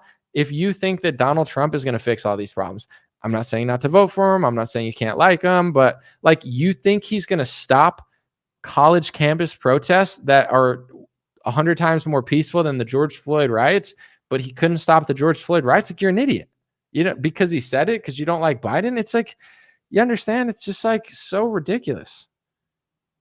And I always watch certain people like that I follow that they'll point out everything with everyone all the time. But with Donald Trump, they just play dumb. How is that going to fix it? I don't understand. I'm not trying to stop him from being president. It's just like, if he becomes president now or on the trail, if he lies, just say, don't go along with it. If it doesn't make sense, say it. That's all I'm asking for. But I was a little long-winded, but in general, it's like, I don't want to be dragged down from crabs in a bucket who don't understand what I'm doing. I don't want to be dragged down from people that their own weakness is why we are here. My generation has weakness too. We all do. But it's just so rude to try to drag down someone that's trying to point, and then they're getting tricked into dragging down college protesters. And it's like, oh, they're being hateful. It's like, what are they saying? They're saying a lot of things. Like what? Like, I don't know. Like, it's like Zionists control America. That's anti-Semitic. And it's like, I mean, okay, you think that's hateful, but literally they're passing hate speech laws to say that it's hate speech to do it. Like maybe this would be a good time to let the left deal with the problems. Maybe this would be a good time to let crazy liberal teachers deal with the liberal students. Maybe this would be a good time to realize that these people are wrong about a lot of things. But when they say that phrase, I mean, it doesn't mean they're wrong. And that doesn't mean you agree with everything they've ever said or done, because that's not how things work. Like that, this is like a great time for a moment, but instead Republicans are coming in and just wiping their ass with the First Amendment and trying to bring in militarized police in a way stronger way than they did for the riots. I watched cop cars burn in cities, and the Republicans made zero effort to send anybody. I watched houses get broken into, businesses that I went to get completely destroyed after COVID with looters, and the GOP sat on their hands. And Trump didn't send in the guard or stop the protests. He just yelled on Twitter in all caps like a stupid boomer. And now he's got criticism for a president that Biden's not stopping the protests. Why? Like let the colleges deal with it, and then let the local cops deal with it. I mean, it's not, you got to send in militarized police because they're camping in the grounds. They're like, oh my gosh, this college student can't get to class. And it's like, you think that because you watched a video where it's framed in a certain way, where I'm watching the same video and I'm like, he could literally just like, he's purposely going there to try to act like he's being blocked when there's like a million ways you could walk. They're not blocking him. But anyway, it's like, even if it was, and it's like, oh, that's so horrible. Is it worse than killing tens of thousands of civilians and then trying to flood the West and Europe with those civilians in America and writing op-eds saying that our great allies in America should take all these refugees? Is it worse than that? Yeah. Is it worse than sending $60 billion to a foreign country? Is it worse than the vaccine mandates they made these kids do 2 years ago, or the forced masking that you said nothing about for a year and a half, as 19-year-old kids had to vaccinate themselves like cattle and wear a pharmaceutical mask? Is it worse than that? Do you really want them to go to these classes so they could learn, college professor lessons to hate you and your generation? Like, why? Like, it's that important? It's more important for one kid to go to class than it is for tens of thousands of people to stop being slaughtered. Like, yeah, oh yeah, you're such a victim. Like, that's like Republican boomers. Like, yeah, send in the militarized police, pass the speech laws. It's like, you guys are nuts. You're actually wrong about this topic, and it's not because you can't like a certain country, but you're acting like a video out of context of like three people arguing on a college campus with masks on their face is way more dire than the fact that we're funding two different wars where tens of thousands of people are getting slaughtered with American taxpayer monies, and we're going to have to reap the consequences of funding these wars because everybody knows that we're funding them, and they're not the most moral or just wars regardless of what you hear. And that's not hate speech, that's just the fact. So it's like, you guys don't want to talk about that? You don't want to talk about the wars we're funding, the thousands of casualties that have happened, not just over there, but even American citizens that have suffered the consequences of these wars. You don't want to have a conversation about that? No, that's not the big story. Hundreds of billions of dollars going to foreign wars, killing tens or hundreds of thousands of people. No, it's the poor left winger who can't go to class or at Columbia, or the people that are camping out, sitting in the middle of a grassy patch with like looking like Chaz with stupid, like construction. Like, that's, is it my favorite thing I've ever seen? No. Am I doing it? No. But like, is that the big scoop in this country? You're more mad at a 20-year-old wearing a pharmaceutical mask sitting in a tent than you are with Mike Johnson, who just gave $100 billion. Do you know how poor the next generations are going to have to be because they just gave $100 billion to foreign countries and printed $7 trillion during COVID? Like, everyone's going to be poorer and poorer and poorer and poorer and poorer for the next 30 years. But Republican boomers are going to cry about a pharmaceutical mask liberal in a tent. You guys are fake opposition out of your own ignorance. And we're tired about it. It's like, yeah, I'm not thrilled, but it's like I'm also not thrilled with the college universities themselves. I'm not thrilled with their lessons, their professors, the fact that they've been brainwashing the youth for 40 years. Like, oh, they can't go to class for a week. They couldn't go to class for months during the COVID lockdown, and nobody said shit. You know what I'm saying? Like some Republican governors did, but it's like how many Republican parents sent their kids off to school to wear a pharmaceutical mask and said nothing? But now they can't go to class for a week while we're funding foreign wars. Well, guess what? Maybe this is a controversial opinion, but I don't give a shit about American universities right now. If they have class every day, awesome. If they don't have class for the whole year, I don't care. Because we're ruining the future generations, including my life, for the next 40, 50 years on all the money in the foreign wars we're starting. Like they're digging America into such a deep holes. I don't care if they go to class every day or if they sit out for 3 months. And in fact, if they're going to peacefully just sit there intense, that's fine. You know, it doesn't mean I agree with their nose piercings, and I'm not trying to be a dick. I'm just saying it's like, oh, you agree with this or that. I'm not them. I don't agree with every life decision they've made or, you know, like every political thought they had. But if they want to sit there in their tents and not go to class and nobody's going to go to class, I don't give a shit, you know? Like maybe that's called a protest. You know, if they're burning shit, then it's a riot. If they're breaking into windows, those people need to get arrested. But it's 100 times more peaceful than the George Floyd riots. Those were not peaceful protests. They were peaceful protests for 2 hours, turning into massive riots that did billions of dollars of property damage and multiple people got murdered. The George Floyd riots were 100 times worse. These, yeah, go back to class so no one can pay attention so we could just fund foreign wars. They're not right for the right reasons, but they're not wrong about some of the stuff they're saying. Not all, some of it. And people can't fathom that. But it's like, yeah, I don't like, you know, it is like this country's not going to function forever at this rate. And I'm not calling for like a lockdown or anything, but it's like in general, if that's their way of skipping their stupid classes with their stupid teachers, brainwashing them to be shitty Americans for 2 months so they can raise awareness to a foreign war, I'm not mad at it. You know, until it turns violent or there's riots. But if they're just camping there and then Republicans are yelling at them, it's like it's all just like a little fake proxy war so they could pass more anti-Semitism hate speech laws. Someone said Vivek may be phony, but who better can be a VP for 2024?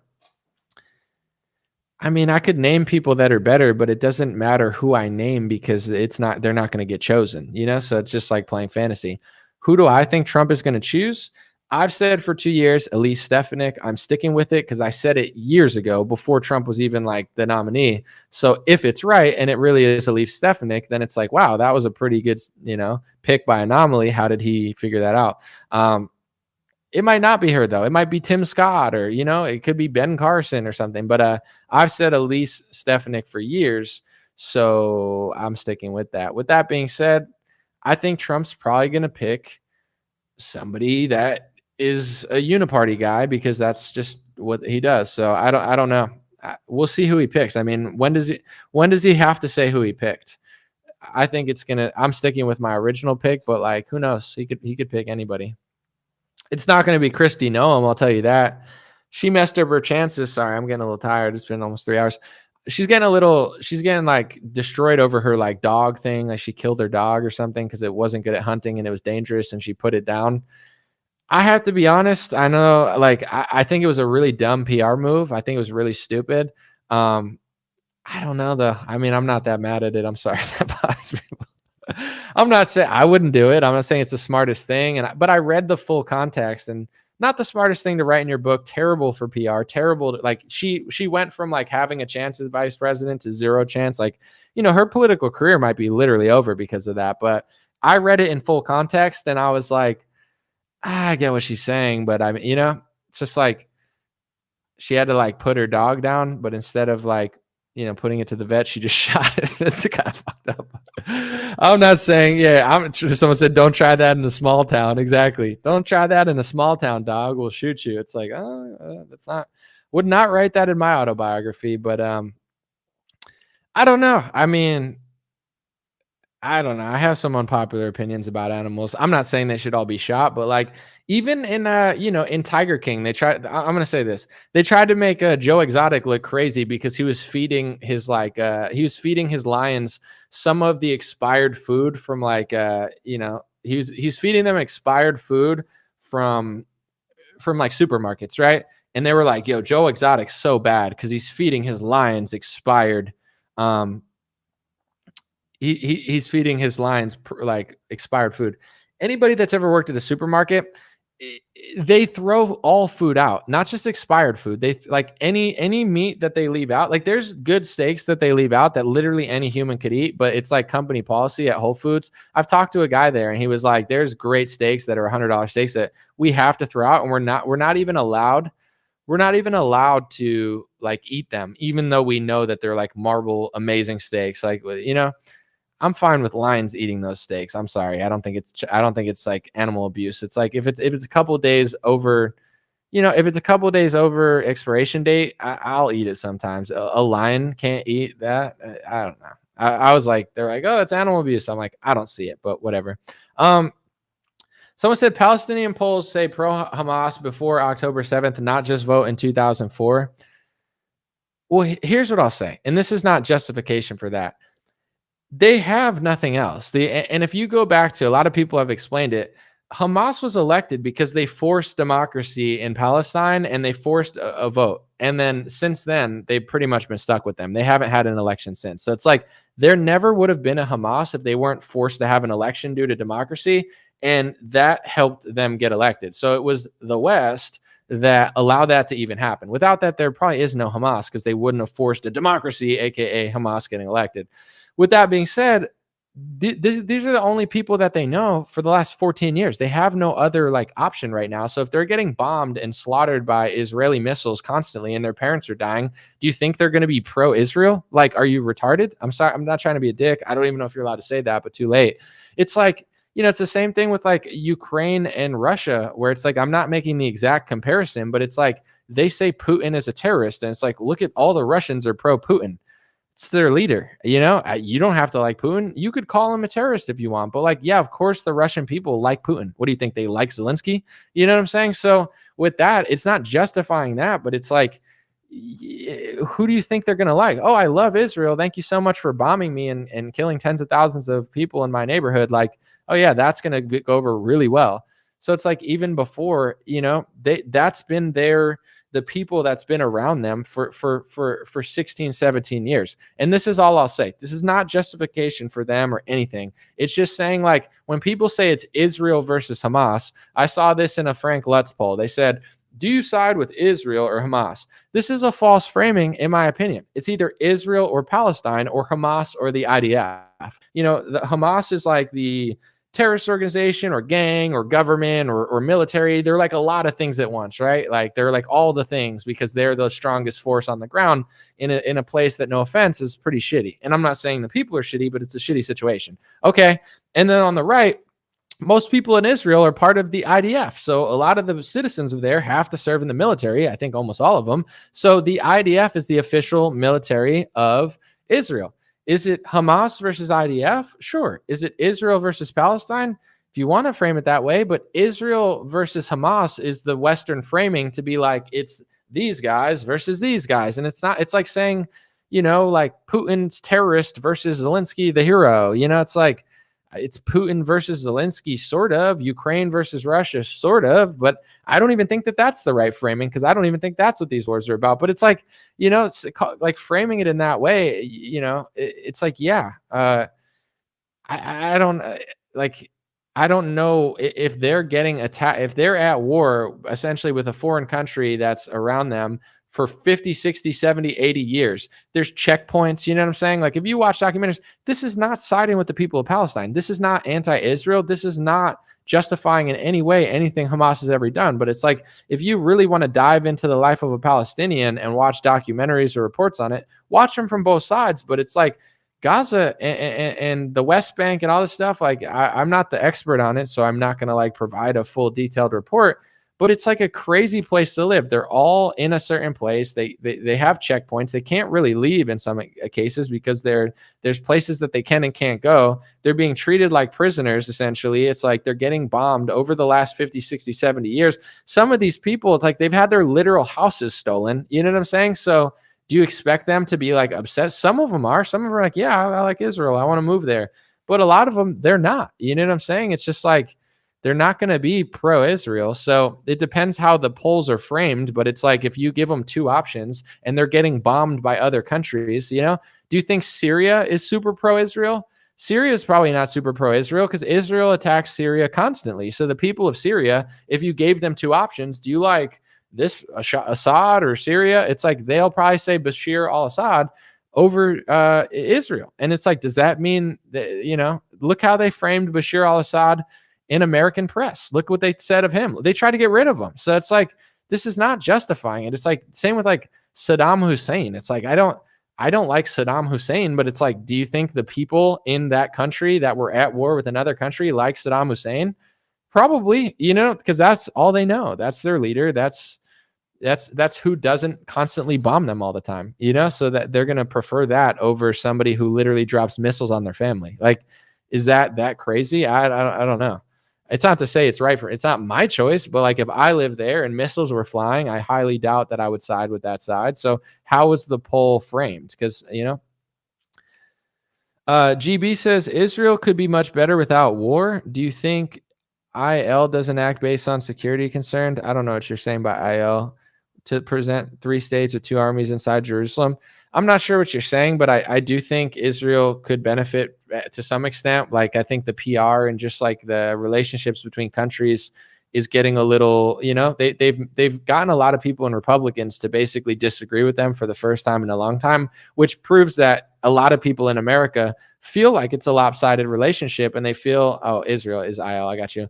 And they feel like it's a raw end of the deal. So it's like Republicans didn't wake up and become hateful. They just feel like they're getting a raw end of the deal because they are getting a raw end of the deal when your allies are trying to flood your countries with immigrants and tell you that they're terrorists, but yet they want you to take them in.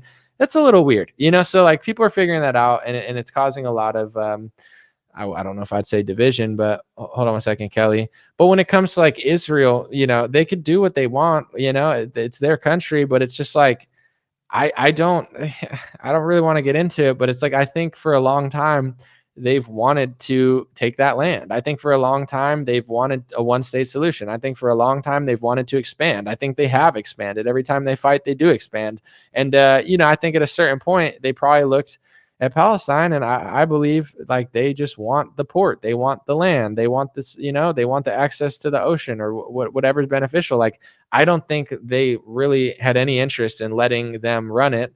They were like, we can do it better, we'll do more, we want it to some extent. So now there's justification to do it. With that being said, what's best for them? Is that best for them long term? Are they going to do it and everyone's going to like it? It's on them, but I'm an American and I don't have to like hate speech laws and foreign aid and being called anti-Semitic 1,000 times for thinking that it's crazy our allies want to flood America and Europe with refugees that they call terrorists. I'm not, that's not a way to make me like super happy about it. Someone said many of those, Kelly Phoenix said many of those cops are attacking the protesters are trained in Israel or use their tactics. This is the interesting part, Kelly. It's been a while that I've like fully looked into it, but I did do my research and I learned that a lot of American cops are literally trained in Israel. Some of them fly to Israel. Like it's pretty wild. The Israel president came and met with executives from the NYPD. It's fascinating stuff. Like American Israel are like joined at the hip. So it's, a lot of our agencies and police things, they work almost in tandem. So I do think some of the protesters are doing stuff, but I've seen multiple videos. I've seen people break into a window, which allegedly was protesters. That's a crime. You should be arrested. I've seen pro-Israel people shoot fireworks at the Palestine side or whatever you want to call it. That's a crime. That's crazy. I've seen police overstep. I've seen people be stupid. So it's like, I don't know. I've seen it go both ways. But yeah, I think militarized police, like this is not random. There's a reason they brought out the military police for this topic and not for the riots in the cities. I got to go. I'm exhausted. I want to keep it under 3 hours. But I'm I'm gonna do shorter stuff. I think I had 3 guests on this week. Did I have 3 guests on? Yeah, so I switched up a little bit. Thank you guys. I appreciate you. Thanks for listening, considering. God bless you. God bless your family. God bless America. God bless the world. Will be interesting to see what happens with Candace Owens and the Daily Wire on this topic. I know very little about like NDAs and gag orders, thank God, because it sounds miserable. And Glenn Greenwald reported it, so he's usually pretty spot on. He's a top 5 person. If something's reported, I'm usually listening. He's not a liar, so that's interesting. The whole hate speech laws being popular in conservative media, very interesting timing. I think a lot of people have had enough. And then also Nick Fuentes being allowed back on Twitter by Elon Musk. He said that this is probably going to affect a lot of his advertisers. Like, this is not an easy move for Elon Musk. There's a lot of people, a lot of organizations, a lot of political parties, a lot of religious groups, like in different religions, to be fair. There's a lot of people that do not want this guy back on Twitter. So for Elon to say, as long as he follows the law, I'm going to let him back. That's a crazy bold move. Elon is taking, I don't know if I would say a huge risk, but it's like, that's not easy to do. There's a lot of pressure, there's a lot of pressure on just like average people who make statements or protesters. Imagine how much pressure there is on a billionaire who owns a media company to not allow this guy back on and be part of the free market or free speech. This is one of the bolder moves I've seen him do in a long, long time. And, it's honorable, like to the First Amendment. Elon's doing more than Republicans. Like, he's more ethical on this topic than Trump, in my opinion. It's interesting. Appreciate you guys. God bless you. We'll see how it plays out. It's gonna be a wild year, and I pray for peace and security for America and the world. And it would be amazing to stop these wars. It's not good for any country. It's not good for Americans. And this country needs to focus internally. Appreciate you guys. Hopefully I didn't go too hard, but it is what it is. Thank you for being here. I appreciate everybody who watches, supports, even people who get mad at me constantly and never make sense because they're not even listening to the meat of my argument. I still appreciate you guys. Hey, what's going on, my friends? Just a few ways to stay in touch and support if you'd like to. The first way is dreamrare.com. We have blue beanies, black beanies, pink hats, other colored hats, freedom versus tyranny shirts, stay blessed long sleeve, God is great long sleeve, and lots of more cool items coming soon. Dreamrare.com. Check out the shop to support. Everything's made in the United States. Handpicked by me. Patreon.com/raretalk. For $5 a month, you can help support me, support the show. If you haven't noticed, unlike other channels, I don't work with very many sponsors, sometimes none at all. And part of the way I'm able to do that is with the dreamrare.com shop and patreon.com/raretalk. So thank you guys for keeping this show free, unimpeded, uninterrupted. I'm forever grateful. My free email list is stayintouchwithme.com. So check the links below in the description or just type in on any browser, stayintouchwithme.com, all one word. You'll find my email list, put it in there, and it's the least annoying email list you'll ever be on. I barely use it because I don't like getting emailed every day or every week. It's annoying. So I don't do it. Stayintouchwithme.com. It helps me take back some power away from big tech. Telegram, t.me/DreamRareChat or @DreamRareChat. Due to censorship, I post all my live stream and videos there. Sometimes I have some bonus content, and I try to give people a heads up when Facebook or YouTube won't. DreamRareChat at Telegram. My Instagram is @DreamRare. Thanks for everybody following there for shorter content. And DreamRareLinks.com. That's DreamRareLinks.com. Has all my stuff. My podcast on Spotify, Apple Podcasts, my music on Spotify and Apple, my Rumble page, my BitChute and Gab page. All my links are found at DreamRareLinks.com. Thanks for watching, folks. God bless you.